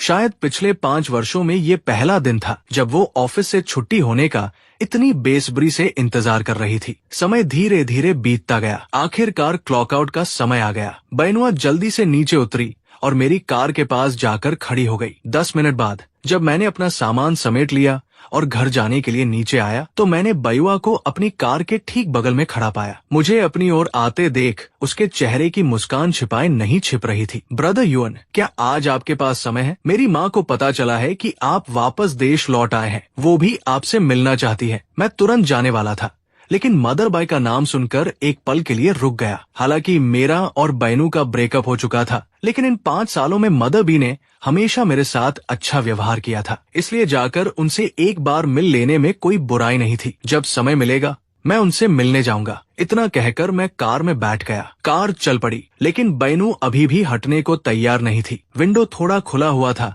और उसकी आवाज फिर सुनाई दी, ब्रदर युअन, मुझे नहीं पता आपका और जियांग जाइकिंग का क्या रिश्ता है, लेकिन मैं आपको बताना चाहती हूँ कि उसके इरादे बिल्कुल अच्छे नहीं हैं। उसका विदेश में बहुत पहले से एक बॉयफ्रेंड है। ब्रदर युअन, मैं आपको धोखा खाते हुए नहीं देख सकती। कृपया मेरी बात सुन लीजिए। कार की विंडो धीरे धीरे नीचे हुई। मेरा चेहरा दिखाई देने लगा। और क्या कहना चाहती हो? लेकिन पहले ही चेतावनी दे देता हूँ, अगर बात मेरे और जियांग जाइकिंग के बारे में है तो एक शब्द भी और मत कहना। हमारे मामले का तुमसे कोई संबंध नहीं है। हमारे मामले का तुमसे कोई संबंध नहीं है। इस एक वाक्य ने बैनू की आंखों में अभी अभी जगी सारी उम्मीद तोड़ दी, लेकिन फिर भी वो हार मानने को तैयार नहीं थी। उसे लगता था कि उसने सिर्फ एक गलती की थी, फिर मैं उसे एक मौका भी क्यों नहीं देना चाहता। उसके चेहरे पर चोट खाया हुआ भाव उभरा, लेकिन मेरी सहनशीलता खत्म होने से पहले वो जल्दी से बोल पड़ी, ब्रदर युअन, आपको मुझ पर विश्वास करना होगा। मैं सच में आपसे प्यार करती हूँ और जो कुछ मैंने कहा वो भी सच है। जियांग जाइकिंग जैसी अमीर घर की बिगड़ी हुई लड़की कभी किसी से सच्चा प्यार नहीं कर सकती। क्या उसने आपको कभी बताया कि विदेश में उसका एक बॉयफ्रेंड है? उसकी आवाज में बेचैनी और सच्चाई साबित करने की कोशिश साफ झलक रही थी, लेकिन मुझे उसकी किसी बात की परवाह नहीं थी। मैंने सिर घुमाकर पहली बार उसे गंभीरता से देखा, लेकिन मेरी नजरों में वो भावना बिल्कुल नहीं थी जिसकी उसे उम्मीद थी। न कृतज्ञता, न खुशी, सिर्फ गहरा उपहास। बी अयानु, 5 साल बाद तुमसे मिल रहा हूँ और लगता है तुम लोगों के बीच फूट डालने में माहिर हो गई हो। सच ही कहते हैं, दूसरों को इंसान वही दिखता है जो खुद होता है। जैसी तुम हो दुनिया भी तुम्हें वैसी ही दिखती है। और जहाँ तक जियांग जाइकिंग का सवाल है, वो मेरी गर्लफ्रेंड है। मैं उसे तुमसे कहीं बेहतर जानता हूँ, लेकिन दूसरों को नीचा दिखाने से पहले क्या तुम्हारे दिमाग में एक बार भी नहीं आया कि विदेश वाला उसका बॉयफ्रेंड मैं ही हूँ? ये सुनते ही अनुया पूरी तरह स्तब्ध रह गई। उसे कभी उम्मीद नहीं थी कि मेरा जवाब ऐसा होगा, और ये तो बिल्कुल नहीं सोचा था कि मेरी नजर में उसकी छवि इतनी खराब हो चुकी होगी। वो वही खड़ी रह गई, सुन, मुझे कार की विंडो ऊपर करते और दूर जाते हुए देखती रही। 20 मिनट बाद मैं अपने किराए के अपार्टमेंट पहुंच गया। दरवाजा खोलते ही मैंने जियांग जाइकिंग को एप्रन पहने देखा। मुझे देखते ही उसके चेहरे पर कोमल मुस्कान खिल उठी। तुम आ गए, बस आखिरी सूप तैयार होने दो, फिर हम डिनर करेंगे। उसे इस रूप में देखकर मैं सचमुच हैरान रह गया। मैंने आगे बढ़कर उसके गाल को हल्के से दबाया। तुम्हें खाना बनाना भी आता है? आखिर कितने सरप्राइजेस अभी बाकी है जिनके बारे में मुझे नहीं पता? जियांग जाइकिंग मुस्कुराई। उसने मेरा हाथ पकड़कर मुझे डाइनिंग टेबल तक ले जाकर बैठा दिया। ये डिश मैंने आज ही सीखी है, चख कर बताओ। मैंने टेबल पर रखे 4 डिशेस को देखा। सब साधारण होम कुक्ड फूड थे, लेकिन देखने में काफी अच्छे लग रहे थे। मैंने चॉपस्टिक्स उठाई और एक निवाला खाया। अगले ही पल मेरी आंखों में आश्चर्य चमक उठा। मैंने तुरंत उसे थम्स अप दिखाया। बहुत स्वादिष्ट है। सच कहूँ तो मुझे उम्मीद नहीं थी कि तुम्हें कुकिंग का इतना टैलेंट होगा। फिर मैंने गंभीर चेहरा बनाकर कहा, पहली कोशिश में इतना अच्छा खाना। लगता है जियांग फैमिली की यंग मिस में कुकिंग का नेचुरल टैलेंट है, तो अब से खाना बनाने की जिम्मेदारी तुम्हारी। शायद उसे मेरी ऐसी प्रतिक्रिया की उम्मीद नहीं थी। वो एक पल के लिए चौंक गई। फिर हंसी रोक नहीं पाई। तुम सच में किसी को नहीं छोड़ते। जियांग ग्रुप की यंग मिस को भी रसोइया बना रहे हो। दुनिया में शायद सिर्फ तुम ही ऐसा कर सकते हो। अगले दिन दोपहर लंच ब्रेक शुरू होते ही मैं नीचे जाकर खाना खाने वाला था, तभी अनुया हाथ में इंसुलेटेड लंच बॉक्स लेकर आ गई। ब्रदर युअन, आपने अभी तक खाना नहीं खाया होगा, है ना? मैं आपके लिए खाना लाई हूँ, आइए साथ में खाते हैं। इतना कहते हुए वो लंच बॉक्स मेरी डेस्क पर रखने लगी, लेकिन मैंने तुरंत उसका हाथ रोक दिया। जरूरत नहीं है, मैं नीचे जाकर खुद खा लूंगा। मैंने बिना किसी हिचकिचाहट के मना कर दिया, लेकिन वो फिर भी पीछे हटने को तैयार नहीं थी। उसकी मुस्कान थोड़ी असहज हो गई। फिर भी उसने लंच बॉक्स मेरी ओर बढ़ाया। मैं ये खाना खास आपके लिए बना कर लाई हूँ, बस रख लीजिए। उसकी बात पूरी भी नहीं हुई थी कि पीछे से एक तीखी पुरुष आवाज सुनाई दी। वो खाना तो मैंने तुम्हारे लिए बनाया था। मेरी भावनाएं उठाकर किसी दूसरे हैंडसम लड़के को कैसे दे सकती हो? मैंने मुड़कर देखा, वो और कोई नहीं, लिंग फी था। उसकी आवाज इतनी ऊंची और तीखी थी कि शांत ऑफिस में और भी ज्यादा चुभ रही थी। आसपास बैठे लोग अनायास ही भौहें सिकोड़ने लगे। मैंने लंच बॉक्स वापस उसकी तरफ धकेल दिया। अभी इस आदमी ने खुद कहा कि ये खाना उसने तुम्हारे लिए बनाया है, तो फिर इसे मेरे लिए लाने का क्या मतलब है? ये दृश्य देखकर उसे अनायास 5 साल पहले की बातें याद आ गई, ठीक उसी समय की जब मैंने उससे दूर जाने का फैसला कर लिया था। तभी मैं बिल्कुल ऐसा ही था। चाहे कुछ भी हो जाए, मेरे चेहरे पर हमेशा वही उदासीन भाव रहता था। मुझे इस बात की परवाह नहीं होती थी कि वो किसके साथ है, और नहीं उसकी किसी बात की चिंता होती थी। जब वो यादों में खोई हुई थी, तब तक लिंग फी पास आ चुका था। मुझे देखते ही उसका चेहरा सख्त हो गया। 5 साल पहले जब बैनू पूरी तरह नशे में थी, उसने मुझे समझकर लिंग फी को अपना लिया था, और लिंग फी उसी मौके का फायदा उठाकर उसके बिस्तर तक पहुंच गया था। हालांकि होश में आने के बाद बैनू ने कभी इस रिश्ते को स्वीकार नहीं किया, लेकिन वो उससे पूरी तरह दूरी भी नहीं बना सकी। लिंग फी खुद को उसका बॉयफ्रेंड कहता था। जो भी पुरुष उसके करीब आने की कोशिश करता, वो उन्हें भगा देता, और बैनू भी उन लोगों से निपटने की जहमत नहीं उठाती थी। इसलिए उसने कभी उसका विरोध नहीं किया। हालांकि किसी ने खुलकर नहीं कहा था,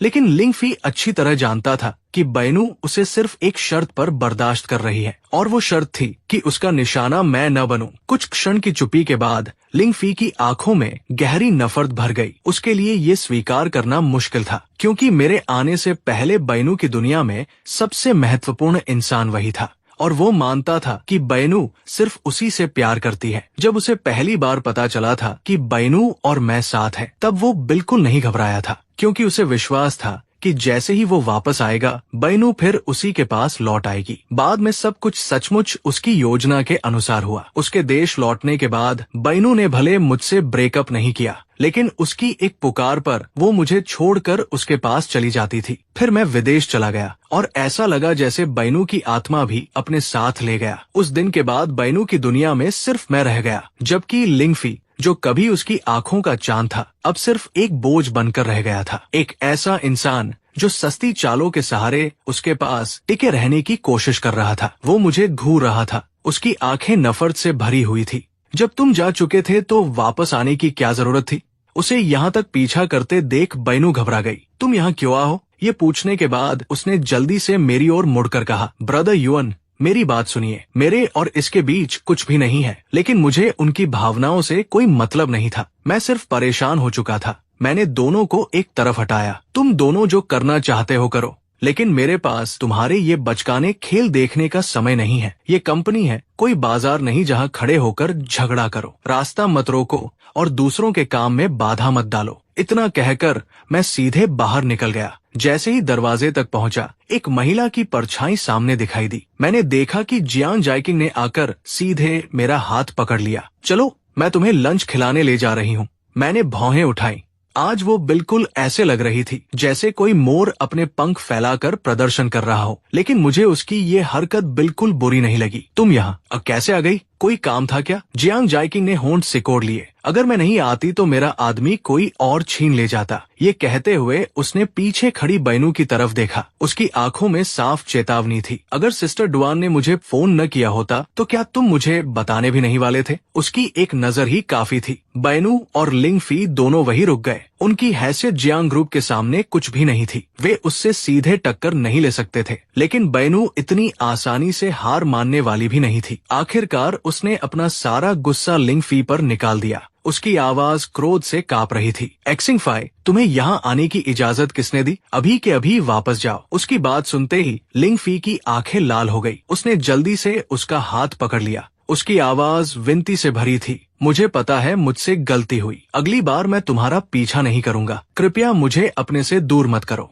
चारों तरफ लोगों की नजरें अपनी ओर उठती देखकर बैनू और ज्यादा तमाशा नहीं चाहती थी। उसने हाथ में पकड़ा लंच बॉक्स सीधे उसके पैरों के पास पड़े ट्रैश कैन में फेंक दिया। अगर तुम्हें इस लंच बॉक्स की इतनी चिंता है तो आगे से मेरे लिए खाना बनाकर मत लाना। ये कहकर उसने उसका हाथ झटक दिया, फिर ठंडे चेहरे के साथ मुड़कर चल दी। उसे जाते देखकर लिंग फी बुरी तरह घबरा गया। उसे लंच बॉक्स की भी परवाह नहीं रही। वो जल्दी से उसके पीछे भाग गया। दूसरी ओर मैं और जियांग जाइकिंग रेस्टोरेंट पहुंच चुके थे। अगले हफ्ते हमारी कंपनी का एनुअल गाला है, +1 लाने की भी अनुमति है। क्या तुम मेरे साथ चलोगी? जियांग जाइकिंग ने मेन्यू ऑर्डर करने के बाद वापस सर्वर को सौंप दिया। हाँ, बिल्कुल जाऊंगी। मैं ये कैसे बर्दाश्त कर सकती हूँ कि बाकी सब जोड़ों में आए और तुम अकेले घूमते रहो। चूंकि तुमने मुझे इनवाइट किया है तो मैं बड़ी मुश्किल से तुम्हारा साथ देने के लिए तैयार हूँ। मैंने उसे झुझलाकर देखा। अगर इतनी मुश्किल है तो रहने दो, मैं किसी और को साथ ले जाऊंगा।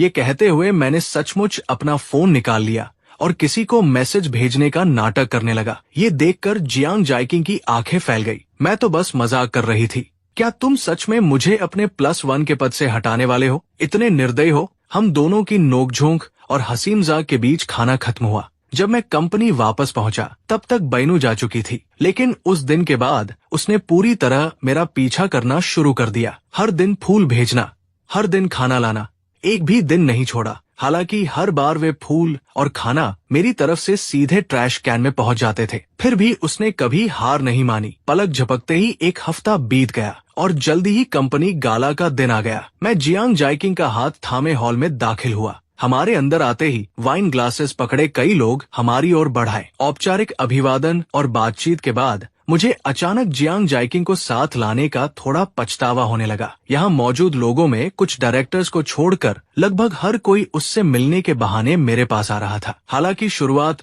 हमेशा मुझसे होती थी, लेकिन 10 में से 9 बार उनका असली लक्ष्य जियांग जाइकिंग ही होती थी। मुझे हमेशा से ऐसे कॉर्पोरेट नेटवर्किंग इवेंट्स पसंद नहीं थे, लेकिन विडंबना ये थी कि लोग मुझे ही उसके पास पहुंचने का रास्ता समझते थे। आधे घंटे बाद लगातार मुस्कुराते मुस्कुराते मेरा चेहरा लगभग अकड़ चुका था। मैंने अपना माथा रगड़ा और जियांग जाइकिंग की तरफ देखा। अब तुम खुद संभालो, मैं उधर जाकर थोड़ी देर आराम करता हूँ। ये कहकर मैं हॉल के एक कोने में जाकर बैठ गया। मैंने अभी पेस्ट्री का एक छोटा सा टुकड़ा ही खाया था कि एक अनचाहा व्यक्ति मेरे सामने आ खड़ा हुआ। ब्रदर युअन, आप यहाँ अकेले क्यों बैठे हैं? बैनू मुस्कुरा रही थी। उसकी आंखों में मुझे देखते हुए गहरा स्नेह साफ दिखाई दे रहा था। मिस जियांग आपके साथ नहीं है? देखा, मैंने पहले ही कहा था कि उन अमीर घरों की लड़कियों में कोई सच्चाई नहीं होती। आपके साथ गाला में आना भी शायद उसकी मजबूरी रही होगी। मेरे चेहरे पर कोई बदलाव नहीं आया। मैंने उसकी तरफ देखने की भी जरूरत नहीं समझी। मैं उठकर दूसरी जगह जाने ही वाला था, लेकिन जैसे ही मैं हिला वो भी मेरे साथ चल दी। कुछ देर की खींचतान के बाद मैंने उसकी तरफ देखा। मेरे चेहरे पर धैर्य का नामो निशान नहीं था। जो कहना है जल्दी कहो। मेरे ऐसे कठोर स्वर से बैनू थोड़ी असहज हो गई। उसने मजबूर मुस्कान दी और फिर बोली, ब्रदर युअन, आपके जाने के बाद मैंने बहुत सोचा। पहले मुझे लगता था कि मुझे लिंग फी पसंद है और इसी वजह से मैंने आपको चोट पहुंचाई। इसके लिए मैं माफी चाहती हूँ। लेकिन आपके जाने के बाद के इन 5 सालों में मुझे समझ आया कि आपको खोने का दर्द उससे कहीं ज्यादा था जितना लिंग फी के जाने पर हुआ था। तभी मुझे एहसास हुआ कि मैं बहुत पहले से आपसे प्यार करती थी और लिंग फी के लिए मेरी भावनाएं सिर्फ एक पुराना लगाव थी। ब्रदर युअन, क्या आप मुझे अपनी गलती सुधारने का एक मौका दे सकते हैं? वो पूरी ईमानदारी से बोल रही थी। अगर मैं खुद उस दौर से न गुजरा होता तो शायद सचमुच उसकी बात मान लेता, लेकिन अब मैंने उसे ठंडी नजर से देखा और बिना किसी नरमी के जवाब दिया, नहीं, तुम कह रही हो कि बाद में तुम्हें समझ आया कि लिंग फी सिर्फ एक जुनून था। तो कौन जाने, कल को तुम्हें ये भी लग सकता है कि मैं भी सिर्फ एक जुनून था जो इंसान अपने ही दिल को नहीं समझ सकता। मैं उसकी बातों पर भरोसा क्यों करूं? मेरे हर शब्द के साथ बैनू का चेहरा और फीका पड़ता गया। अंत में उसके पास सिर्फ एक कमजोर सफाई बची। ब्रदर युअन, मैं झूठ नहीं बोल रही। सच में इन 5 सालों में आपका न होना मेरे लिए मौत से भी बदतर था। ब्रदर युअन, मैं आपके बिना नहीं जी सकती। उसी समय हॉल के दूसरी तरफ व्यस्त जियांग जाइकिंग की नजर हमारी तरफ पड़ी। उसने सामने वाले व्यक्ति की बात बीच में ही रोक दी। एक्सक्यूज मी, मुझे एक जरूरी काम है, अब मैं आपका साथ नहीं दे पाऊंगी। लोगों ने समझदारी से सिर हिलाकर उसे जाने दिया। जियांग जाइकिंग तेज कदमों से हमारी तरफ बढ़ने लगी, लेकिन तभी उसकी नजर एक संदिग्ध व्यक्ति पर पड़ी। वो सर्वर की यूनिफॉर्म पहने हुए था, उसका सिर झुका हुआ था और वो धीरे धीरे मेरी तरफ बढ़ रहा था। उसका चेहरा साफ दिखाई नहीं दे रहा था, बस इतना दिख रहा था कि वो एक आदमी था। तुरंत जियांग जाइकिंग के दिल में अशुभ आशंका उठी। उधर हॉल के कोने में मैं अब भी बैनू की तरफ पीठ किए खड़ा था। मुझे आने वाले खतरे का बिल्कुल अंदाजा नहीं था। जियांग जाइकिंग दौड़ पड़ी, लेकिन दूरी बहुत ज्यादा थी। वो फिर भी कुछ कदम पीछे रह गई। उसी पल उस आदमी ने अपने कपड़ों के अंदर से एक चाकू निकाला और पूरी ताकत से मेरी तरफ झपट पड़ा। मो जिंग युअन, मर जाओ। चीख सुनते ही बैनू ने सिर उठाया और ठीक उसी क्षण उसने उस आदमी के हाथ में चमकता हुआ चाकू देख लिया। चाकू मेरे शरीर में घुसने ही वाला था। उसकी आंखें भय से फैल गई। सोचने का समय भी नहीं मिला। उसने मुझे जोर से खींचकर अपनी जगह बदल ली। अगले ही पल मांस में धंसते चाकू की आवाज गूंजी और उसके साथ एक दर्द भरी महिला चीख। लाल खून मेरी आंखों के सामने फूट पड़ा। उस क्षण मेरा दिमाग पूरी तरह खाली हो गया। मैं प्रतिक्रिया देना तक भूल गया। बैनू का पूरा शरीर मेरी तरफ गिर पड़ा। मैं लड़खड़ा गया और उसे संभालते हुए घुटनों के बल जमीन पर बैठ गया। सामने खड़े आदमी ने भी ये उम्मीद नहीं की थी कि अचानक कोई उसके सामने आ जाएगा। चाकू पकड़े हुए वो आदमी बस एक पल के लिए स्तब्ध हुआ। फिर उसने दोबारा चाकू उठाया और मेरी तरफ वार करने की कोशिश की, लेकिन इस बार वार करने से पहले ही उसकी कलाई पर अचानक जोरदार चोट पड़ी। कलाई में उठी असहनीय पीड़ा सीधे उसके दिमाग तक पहुंच गई। उसके हाथ से चाकू छूट गया और जमीन पर गिर पड़ा। अगले ही सेकंड उसे भी एक जोरदार लात मारकर जमीन पर गिरा दिया गया। तुरंत बाद सुरक्षा कर्मी दौड़कर आए और उसे कसकर दबोच लिया, जिससे वो हिल भी नहीं सका। हालांकि घटना के कारण हॉल में थोड़ी देर के लिए अफरातफरी मच गई थी, लेकिन अपराधी के काबू में आते ही व्यवस्था जल्दी ही बहाल हो गई। कुछ लोगों ने पुलिस को फोन किया, जबकि बाकी ने एम्बुलेंस बुला ली। उस आदमी के चेहरे पर लगा मास्क बेरमी से खींचकर उतार दिया गया। उसके पूरे शरीर में जलन जैसी पीड़ा फैल रही थी। जब मैंने सिर उठाकर देखा तो मेरी नजर उससे मिली और सिर्फ एक नजर में मैंने उसे पहचान लिया। वो जी लिंगफी था। कुछ पल तक स्तब्ध रहने के बाद मुझे पूरी बात समझ आ गई। हम दोनों के बीच एकमात्र संबंध बायानु था। वो मुझे मारना चाहता था तो उसका कारण भी सिर्फ बायानु ही हो सकती थी, लेकिन मैं समझ नहीं पा रहा था। आखिरी बार जब मैंने उनकी बातचीत सुनी थी तब तक तो वो और बायानु पहले ही बॉयफ्रेंड गर्लफ्रेंड बन चुके थे। सिर्फ इसलिए कि हाल के दिनों में बायानु मेरे साथ रहने लगी थी, वो इतना क्रूर कदम उठाने पर उतर आया। मैं वही जड़ होकर बैठा रह गया। बहुत जल्दी कुछ लोग आए, बायानु को सहारा दिया और उसे प्राथमिक उपचार के लिए एक तरफ ले गए। उसके तुरंत बाद किसी ने मुझे कसकर अपनी बाहों में भर लिया। उसकी अनियमित धड़कनें मेरे कानों के बिल्कुल पास सुनाई दे रही थी। मेरे शरीर का तापमान भी धीरे धीरे सामान्य होने लगा। तुम्हें कहीं चोट तो नहीं लगी? मुझे माफ कर दो, मैं बहुत देर से पहुंची। जंग जुकिंग की आवाज में अभी भी हल्का कंपन था। बोलते हुए वो मुझे सिर से पांव तक देख रही थी। जब तक उसने अपनी आंखों से ये नहीं देख लिया कि मेरे शरीर पर कोई घाव नहीं है, तब तक उसने राहत की सांस नहीं ली। इस समय तक मैं भी शांत हो चुका था। उसका डर महसूस करते हुए मैंने हाथ बढ़ाकर उसकी पीठ थपथपाई। मैं बिल्कुल ठीक हूँ, अब चिंता मत करो। हालांकि मैंने ऐसा कहा, लेकिन कुछ देर पहले का वो दिल दहला देने वाला दृश्य बार बार मेरे दिमाग में घूम रहा था। बस थोड़ा सा और चाकू मुझे लग गया होता। वो अब भी मुझे कसकर पकड़े हुए थी, मानो उसे डर हो कि अगर उसने पकड़ ढीली कर दी तो उसके सामने जो कुछ है वो सब एक भ्रम साबित होगा।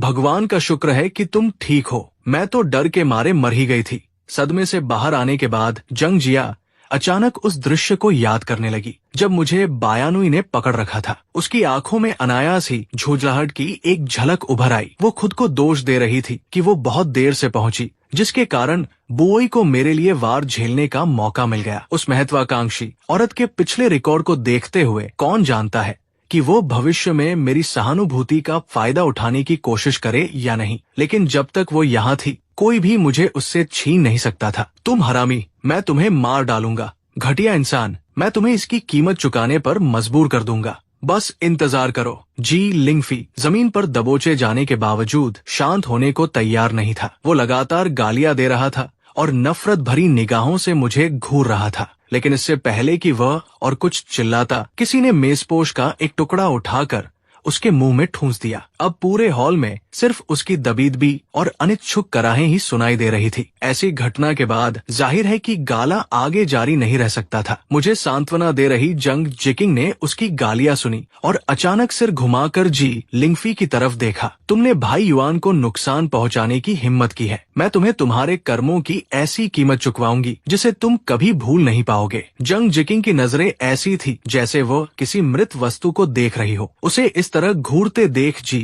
लिंगफी आखिरकार पूरी तरह शांत हो गया। उसका आवेगपूर्ण गुस्सा थोड़ा ठंडा पड़ते ही उसे असली डर महसूस होने लगा। वो कांप उठा और पीछे हटने की कोशिश करने लगा, लेकिन वो पहले से ही दीवार से कसकर दबा हुआ था। अब पीछे हटने की कोई जगह बची ही कहाँ थी। बहुत जल्द पुलिस और एम्बुलेंस पहुंच गई। जी लिंगफी और बायानू दोनों को अस्पताल ले जाया गया। हॉल में मौजूद बाकी मेहमानों ने अपने बयान दर्ज करवाए और सीधे वहां से चले गए जहां तक आगे जी लिंगफी से निपटने की बात थी। जंग जिकिंग ने पूरा अधिकार अपने वकीलों को सौंप दिया। पुलिस स्टेशन से बाहर निकलते समय सिस्टर ड्वान नाराज चेहरे के साथ मुझे एक तरफ खींचकर शिकायत करने लगी। मैंने सुना था कि उनकी प्रोफेशनल कॉम्पिटेंस काफी अच्छी है, इसलिए मैंने उनके साथ पार्टनरशिप की थी। लेकिन निकला क्या, उनकी निजी जिंदगी इतनी अव्यवस्थित और अराजक है। उन्होंने न सिर्फ हमारे पहले गाला को बर्बाद कर दिया, बल्कि लगभग मुझसे एक प्रतिभाशाली व्यक्ति भी छीन लिया। सच में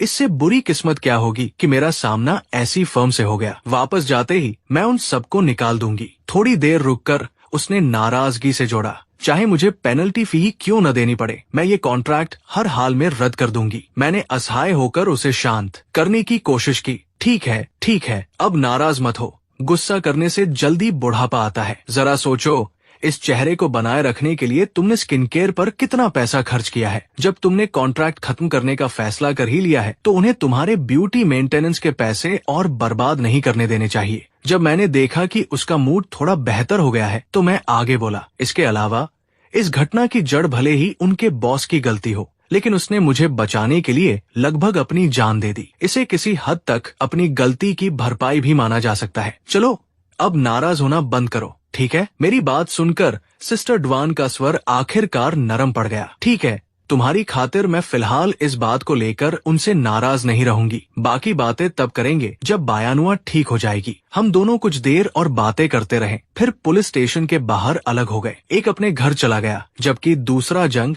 जिकिंग के बाहर आने का इंतजार करने लगा ताकि हम साथ में अस्पताल जा सकें। आखिर उसने मेरी जान बचाई थी। हमारे बीच पहले कितनी भी दुश्मनी रही हो, इस समय उन बातों को पकड़े रहना उचित नहीं था। जब मैं जंग जिकिंग के साथ अस्पताल पहुंचा, तब तक बायानू इमरजेंसी रूम से बाहर आ चुकी थी। हम सीधे उसके वार्ड की तरफ गए। वहाँ उसकी माँ निगरानी कर रही थी। मैं सबसे पहले अंदर गया और धीरे से आवाज लगाई। जंग जिकिंग अंदर नहीं आई। वो वार्ड के बाहर रखी बेंच पर बैठ गई। वार्ड के अंदर मदर बी ने बस एक बार मेरी तरफ देखा। उनके चेहरे पर कोई अतिरिक्त भाव नहीं था। उन्होंने बिस्तर के पास रखी कुर्सी की ओर इशारा किया और सिर्फ 2 शब्द कहे, बैठ जाओ। मैंने उनकी आंखों में ठंडापन देख लिया था, इसलिए आगे बढ़कर खुद को अपमानित कराने के बजाय सिर हिला दिया। कोई बात नहीं आंटी, मैं बस ये पूछने आया था कि उनकी मौजूदा हालत कैसी है। असल में अगर सख्ती से कहा जाए तो अब हमारे बीच पहले जैसी नजदीकी नहीं रह गई थी, लेकिन आखिरकार वो मेरी माँ की सबसे अच्छी दोस्त थी। मेरे माता पिता के गुजर जाने के बाद मदर बी ने भी मेरी मदद की थी, भले ही बहुत ज्यादा नहीं, लेकिन मुश्किल समय में मिला सहारा ही जीवन में सबसे कीमती होता है। हालांकि मदर बी ने बाई आनू और जी लिंगफी की बात मुझसे छिपाई थी। हम 5 साल तक साथ रहे थे और मदर भी मुझे अपने बच्चे की तरह मानती थी। इसी वजह से मेरे मन में उनके लिए कोई नाराजगी नहीं थी। बस मैंने कभी नहीं सोचा था कि बायु से कही गई मेरी वो शिष्टाचार वाली बात कि मैं मदर बी से मिलने आऊंगा सचमुच ऐसे हालात में पूरी होगी। फिलहाल वो खतरे से बाहर है। डॉक्टर ने कहा है कि अगर कुछ अप्रत्याशित नहीं हुआ तो वो कल तक जाग जाएगी। मदर भी अपनी बेटी के पीले पड़े चेहरे को देख रही थी। उनके चेहरे पर दिल टूटने जैसी पीड़ा साफ दिखाई दे रही थी, लेकिन जब उनकी नजर मुझ पर पड़ी तो वो भाव जटिलता में बदल गया। उन्हें खुद भी समझ नहीं आ रहा था कि इस समय मुझे किस भावना के साथ देखें। आखिर शुरुआत में गलती उन्हीं और बायानुआ की थी, इसलिए मेरा दूर चले जाना बिल्कुल स्वाभाविक था। लेकिन वो बायानुआ की माँ भी थी। स्वाभाविक रूप से उनका झुकाव अपनी बेटी की तरफ ही होना था। जब मैं विदेश गया था, उसके बाद शुरुआती दिनों में बायानुआ पूरे दिन खुद को घर में बंद रखती थी। वो लगातार शराब पीती रहती और खुद को बेहोशी की हालत तक पहुंचा देती। बाद में जी लिंगफी वाला मामला हुआ। मदर बी को शुरू से ही जी लिंगफी पसंद नहीं था। उन्हें लगता था कि वो बहुत ज्यादा चालाक और हिसाबी इंसान है और उसी की वजह से बायानुआ को इतनी बड़ी ठोकर लगी थी। मदर बी ने जी लिंगफी को दोष दिया। उन्होंने अपनी बेटी को भी दोष दिया कि उसने पर्याप्त कोशिश नहीं की और उन्होंने जिंग युआन को भी दोषी माना। उन्हें लगता था कि मैं बहुत निर्दयी था। बिना कोई निशान छोड़े गायब हो जाना एक बात थी, लेकिन बायानुआ के लिए उम्मीद की एक किरण भी न छोड़ना दूसरी बात। इसलिए उन्होंने जी लिंगफी को बायानुआ के पास बने रहने से नहीं रोका। उन्हें लगा कि शायद अगर उनकी बेटी की इच्छा पूरी हो जाए तो वो फिर से पहले वाली बायानुआ बन जाएगी, वही बायानुआ जो शालीनता और उत्साह से भरी रहती थी। बाद में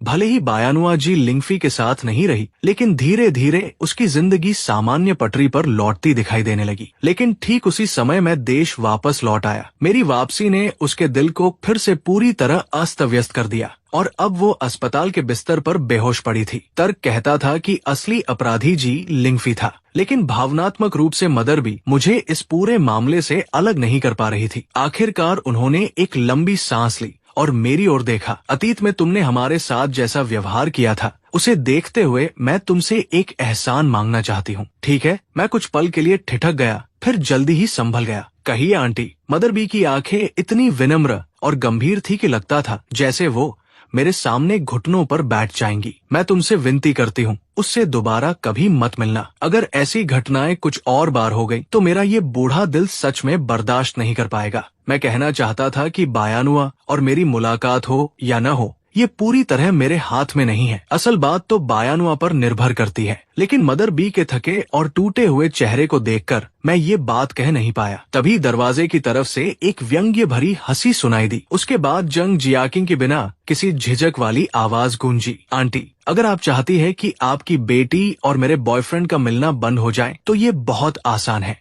बस अपनी बेटी को ठीक से संभालिए और उसे मेरे बॉयफ्रेंड के पीछे पड़ना बंद करने के लिए कह दीजिए। जैसे ही उसने अपनी बात पूरी की, जंग जियाकिंग पूरी तरह वार्ड के अंदर आ गई। उसने मुझे अपनी तरफ खींच लिया। उसका रक्षात्मक रवैया बिल्कुल साफ दिखाई दे रहा था। किसी बड़े के सामने इस तरह संरक्षण पाकर मैं तुरंत शर्म से लाल हो गया। क्या मैंने तुम्हें बाहर इंतजार करने के लिए नहीं कहा था? फिर अंदर क्यों आ गई? उसने मेरा हाथ पकड़ लिया। मैंने देखा कि तुम बाहर नहीं आ रहे थे, इसलिए देखने चली आई। क्या पता था कि अंदर कोई भावनात्मक दबाव डालकर लोगों को मजबूर करने की कोशिश कर रहा होगा। जंग जियाकिंग की आखिरी बात लगभग सीधे सीधे मदर बी को निशाना बना रही थी। मदर बी शर्मिंदगी से लाल पड़ गई, लेकिन उससे भी ज्यादा अप्रत्याशित बात हमारे रिश्ते की सच्चाई थी। ये महिला और मैं एक दूसरे को डेट कर रहे थे। हालांकि अस्पताल के बिस्तर पर उनकी बेटी लेटी हुई थी, इसलिए आखिरकार उन्होंने मजबूरी में मुस्कुराकर कहा, मैं इसे याद रखूंगी। बातचीत समाप्त हो चुकी थी। मेरे पास भी वहां रुकने का कोई कारण नहीं था। मैंने जंग जियाकिंग का हाथ पकड़ा और उसके साथ बाहर निकल आया। हम दोनों अस्पताल से बाहर आने तक रुके नहीं। अचानक जंग जियाकिंग रुक गई और मुझे भी अपने साथ रोक लिया। मैंने मुड़कर उसकी तरफ देखा। क्या हुआ? कुछ नहीं, बस मेरा बॉयफ्रेंड बहुत ज्यादा आकर्षक है, इससे मुझे थोड़ी चिंता होने लगी है। उसने जानबूझकर भारी सांस भरने का नाटक किया। मैं शर्मिंदा होता उससे पहले ही उसने अगला सवाल दाग दिया, बॉयफ्रेंड, तुम कब मेरे रिलेशनशिप स्टेटस को अपग्रेड करने वाले हो? मैं एक पल के लिए रुक गया, फिर मेरा चेहरा हल्का लाल हो गया। ये मेरे मूड पर निर्भर करता है। जब मेरा मूड अच्छा होगा तब तुम्हें अपग्रेड कर दूंगा। तो तुम्हारा मूड आखिर अच्छा कब होगा? उसकी आवाज में छेड़ने वाला लहजा साफ था, लेकिन जंग जियाकिंग को इससे कोई परेशानी नहीं थी। असल में शुरुआत में वो सिर्फ मेरा मूड बेहतर करना चाहती थी, लेकिन बाद में बेशर्मी से बात आगे बढ़ाती चली गई। मैंने उसे घूर कर देखा, फिर भी कोई साफ जवाब नहीं दिया। तुम्हारी परफॉर्मेंस पर निर्भर करेगा। जब बायानुआ की आंख खुली तब तक तीसरे दिन की शाम हो चुकी थी। डॉक्टर के अनुमान से ये थोड़ा देर से हुआ था। मदर भी इतनी चिंतित थी कि हर आधे घंटे में नर्स कॉल बटन दबा देती थी। आखिरकार डॉक्टरों को कई बार भरोसा दिलाना पड़ा कि उसके सभी वाइटल साइंस सामान्य हैं और कुछ भी गलत नहीं होगा। तब जाकर उनकी चिंता थोड़ी कम हुई, लेकिन डॉक्टर भी उनकी भावना समझते थे। आखिर चाकू का घाव छाती के बहुत करीब था। अगर हत्यारे का असली निशाना बायानुआ से थोड़ा लंबा न होता तो शायद ये वार सीधे दिल में जा धंसता। इसके अलावा घटना स्थल पर कोई डॉक्टर मौजूद नहीं था, इसलिए समय पर उपचार भी नहीं मिल पाया। जब बायानुआ को इमरजेंसी रूम में लाया गया था तब लगभग क्रिटिकल कंडीशन नोटिस जारी करने की नौबत आ गई थी, लेकिन सौभाग्य से वो बहुत मजबूत निकली। उसने सर्जरी सफलतापूर्वक पार कर ली। सर्जरी के बाद उसके वाइटल साइंस भी लगातार स्थिर रहे। हालांकि उसे होश आने में थोड़ा समय लगा, लेकिन अब उसकी जान को कोई खतरा नहीं था। पहले दिन जब मैं उसे देखकर गया था तब उसकी तरफ से कोई प्रतिक्रिया नहीं मिली थी। शुरुआत में मदर बी ने इस बात पर ध्यान नहीं दिया। इतना बड़ा आघात झेलने के बाद किसी व्यक्ति का कमजोर और निढाल होना स्वाभाविक था, लेकिन दिन बीतते गए फिर भी वो आधी मरी हुई जैसी हालत में पड़ी रही। इससे मदर बी घबराने लगी। बायानुआ, तुम्हें क्या हुआ है? मुझे डरा मत। जैसे ही मदर बी डॉक्टर को बुलाने के लिए घंटी दबाने वाली थी, अचानक किसी ने उनका हाथ कसकर पकड़ लिया। उन्होंने नीचे देखा। बायानुआ की आंखें उम्मीद से भरी हुई थी।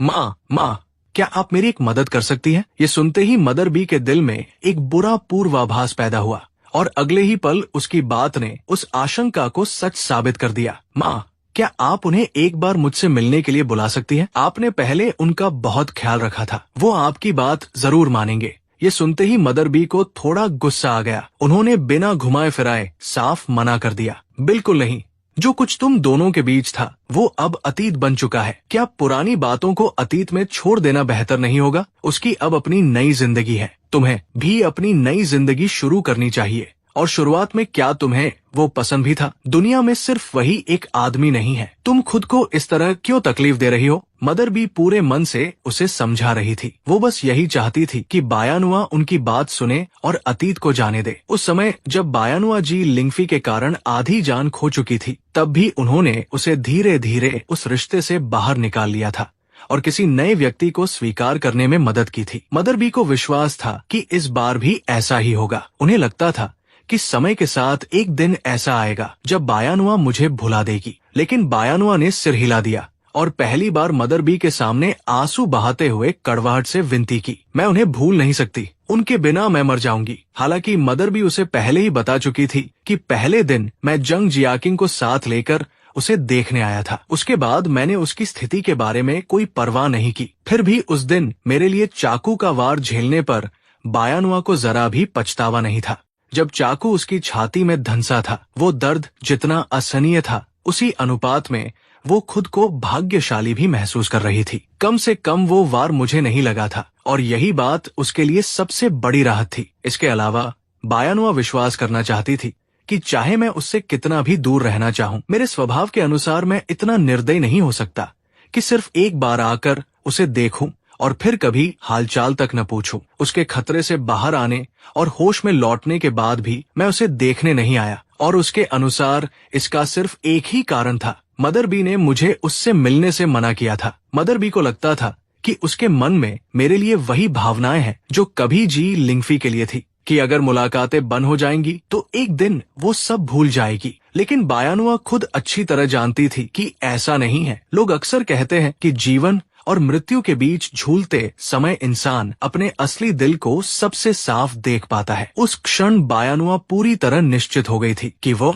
मुझसे जीवन मृत्यु से परे प्रेम करती है। ऐसी भावना उसे जी लिंगफी के साथ कभी महसूस नहीं हुई थी। वो मुझे भूल नहीं सकती थी और न ही कभी दोबारा मुझे अपने दिल से निकाल सकती थी। मेरा नाम बहुत पहले ही उसकी हड्डियों तक में उतर चुका था। इस जन्म में उसे भूलना असंभव था। उसे बस इतना पता था कि मेरे बिना वो जी नहीं पाएगी। लेकिन बायानुआ की ये हालत देखकर मदर बी को केवल गुस्सा आ रहा था। बायानुआ, होश में आओ, उसकी पहले से गर्लफ्रेंड है। मान लो तुम दोनों दोबारा मिल भी लिए तो क्या होगा? वो और उसकी गर्लफ्रेंड एक दूसरे से बहुत प्यार करते हैं। वो तुम्हारी वजह से कभी वापस नहीं आएगा। लेकिन मदर बी की बातें बायानुआ की समझदारी को जगा नहीं सकी। वो अब भी विनती भरी आंखों से अपनी माँ को देखती रही। माँ, बस इस बार मुझे उनसे सिर्फ एक बार मिलवा दीजिए, एक बार, सिर्फ एक बार। मदर बी ने मन बना लिया था कि वो उसकी विनती नहीं सुनेंगी। दोनों बस एक दूसरे को चुपचाप देखते रहे और बायानुआ लगातार वही बात दोहराती रही। वो अपनी सेहत को दाव पर लगाकर देखना चाहती थी कि पहले कौन झुकेगा। आखिरकार जीत बायानुआ की हुई। मदर बी मेरे घर का पता नहीं जानती थी, इसलिए वो मुझे रोकने के लिए मेरे वर्क प्लेस पहुँचने लगी। उन्होंने कई बार मुझे ढूंढने की कोशिश की,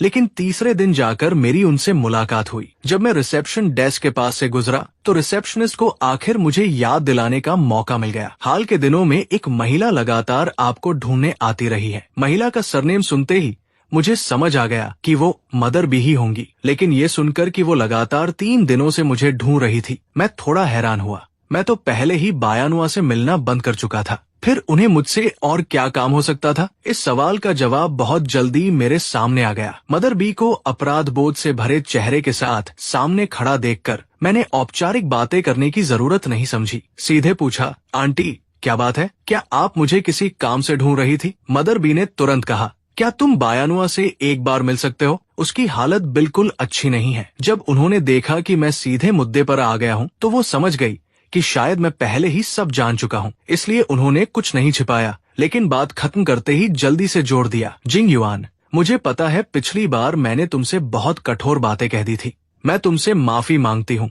कृपया मुझसे नाराज मत रहना। बस एक बार, सिर्फ एक बार उससे मिल लो। इसके बाद मैं तुम्हें कभी परेशान नहीं करूंगी। मदर बी को लगा था कि उनके माफी मांगने के बाद मैं पिछली बात को दिल पर नहीं रखूंगा और स्वाभाविक रूप से बायानुआ से मिलने के लिए तैयार हो जाऊंगा, लेकिन उनकी उम्मीद के विपरीत मैंने सीधे सिर हिला दिया। आंटी, मुझसे उससे न मिलने का अनुरोध आपने ही किया था। जब मैंने वो बात मान ली है तो मैं उसका पालन भी करूंगा, और वैसे भी हाल के दिनों में मेरे पास सच में समय नहीं है। मदर बी का चेहरा थोड़ा सख्त हो गया। मेरी आखिरी बात सुनकर उन्होंने अनायास पूछा, क्या काम में बहुत व्यस्त हो? मैं हल्के से मुस्कुराया। मेरे चेहरे पर खुशी की झलक साफ थी, आंखों की मुस्कान भी और गहरी हो गई। मैंने जियाकिंग को प्रपोज कर दिया है और इन दिनों हम अपनी एंगेजमेंट की तैयारियों में व्यस्त हैं। ये जवाब किसी भारी प्रहार से कम नहीं था। मदर बी ने कभी नहीं सोचा था कि हमारे रिश्ते की प्रगति इतनी तेज होगी। उसी समय दरवाजे पर 2 बार दस्तक हुई, फिर ड्राइंग रूम का दरवाजा खुला और जंग जियाकिंग की आवाज सुनाई दी। वो हाथ में इंसुलेटेड लंच बॉक्स लिए खड़ी थी,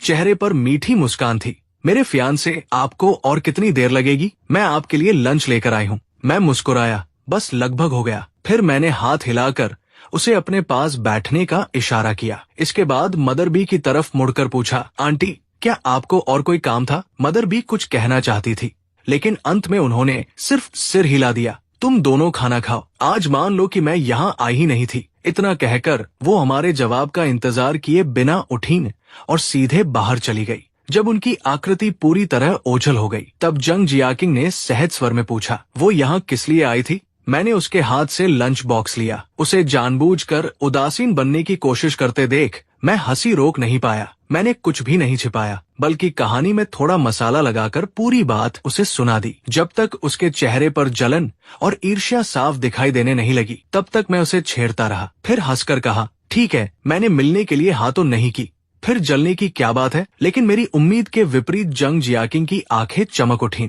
क्यों नहीं मिलना चाहिए? तुम्हें सिर्फ जाना ही नहीं चाहिए।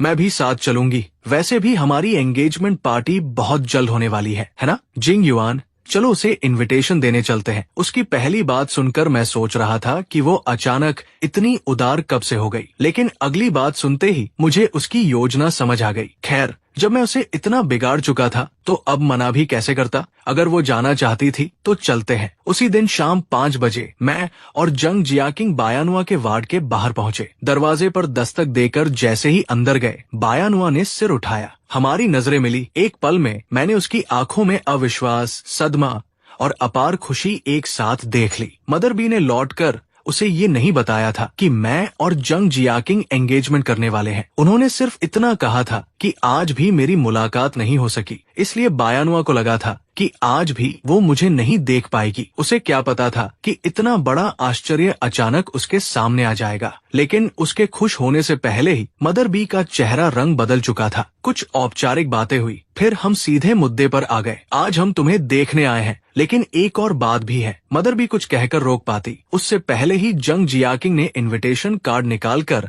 बायानुआ को थमा दिया। 5 दिन बाद मेरी और जिंग युआन की एंगेजमेंट पार्टी है। ये तुम्हारा इनविटेशन है। अगर तुम आ सको तो हमें खुशी होगी। वो पूरी शालीनता और औपचारिक मुस्कान के साथ बोली, लेकिन बायानुआ के चेहरे की मुस्कान उसी पल टूट गई। कुछ ही सेकंड में वो उसे संभाल भी नहीं पाई। तुम दोनों एंगेजमेंट करने वाले हो? इस बार जवाब मैंने दिया। हाँ, हालांकि पहले हमारे बीच कुछ अप्रिय बातें हुई थी, लेकिन मेरे माता पिता के निधन के बाद आंटी ने मेरी बहुत मदद की थी। भले ही हम पति पत्नी नहीं बन सके, लेकिन मेरे दिल में आप लोग हमेशा परिवार रहेंगे। अगर आप लोग आ सके तो मुझे सच में बहुत खुशी होगी। हमेशा परिवार रहेंगे, ये शब्द किसी भारी हथौड़े की तरह बायानुआ के दिल पर गिरे। सिर्फ परिवार। वो खाली नजरों से मेरे होठों को हिलते हुए देखती रही, लेकिन उसके कानों में तेज भनभनाहट भर चुकी थी। सीने से उठता दर्द पूरे शरीर में फैल गया, मानो हजारों स्टील की सुइयां उसके शरीर के हर हिस्से में चुभ रही हों। दर्द ने उसे अंतहीन अंधेरे में निगल लिया। आवाजें धीरे धीरे धुंधली पड़ गई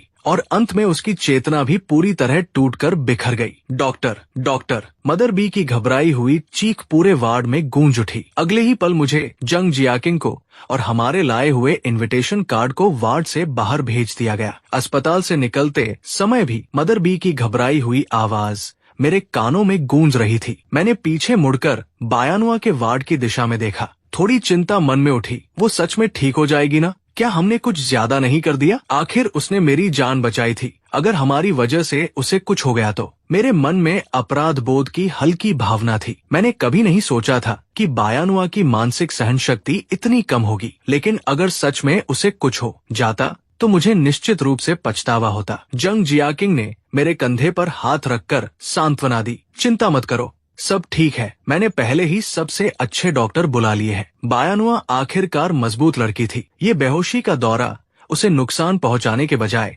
उसके दिल में जमा हुई घुटन को बाहर निकालने का काम कर गया। इसे छिपा हुआ सौभाग्य कहा जा सकता था। समय तेजी से बीत गया। आखिर मेरी और जंग जियाकिंग की एंगेजमेंट का दिन आ गया। समारोह के लिए जिंग सिटी के सबसे शानदार होटल का चयन किया गया था। हालांकि ये सिर्फ एंगेजमेंट थी, फिर भी जंग परिवार ने इसे बेहद गंभीरता से लिया था। पार्टी में सभी मेहमान शानदार कपड़ों में सजे हुए थे। हर तरफ हंसी, बातचीत और बधाइयों का माहौल था। मैं सिर्फ खुशी महसूस कर रहा था, हालांकि उसके साथ थोड़ी सी असहायता भी थी। पार्टी के एक कोने में एक और व्यक्ति बैठा था। चेहरा हल्का पीला था, लेकिन फिर भी वो खुद को बेहद उत्साहित दिखाने की कोशिश कर रही थी। वह थी बायानुआ। मदर बी के विरोध के बावजूद वो अभी अभी अस्पताल से डिस्चार्ज हुई थी और जिद करके एंगेजमेंट पार्टी में शामिल होने आई थी। इनविटेशन कार्ड बाद में उसी ने अपने पास रख लिया था। भले ही वो मुझसे शादी नहीं कर सकती थी, फिर भी वो अपनी आंखों से मेरी खुशी देखना चाहती थी। आज उसने अपनी सबसे महंगी और सबसे खूबसूरत फॉर्मल ड्रेस पहनी थी। अगर कोई अनजान व्यक्ति उसे देखता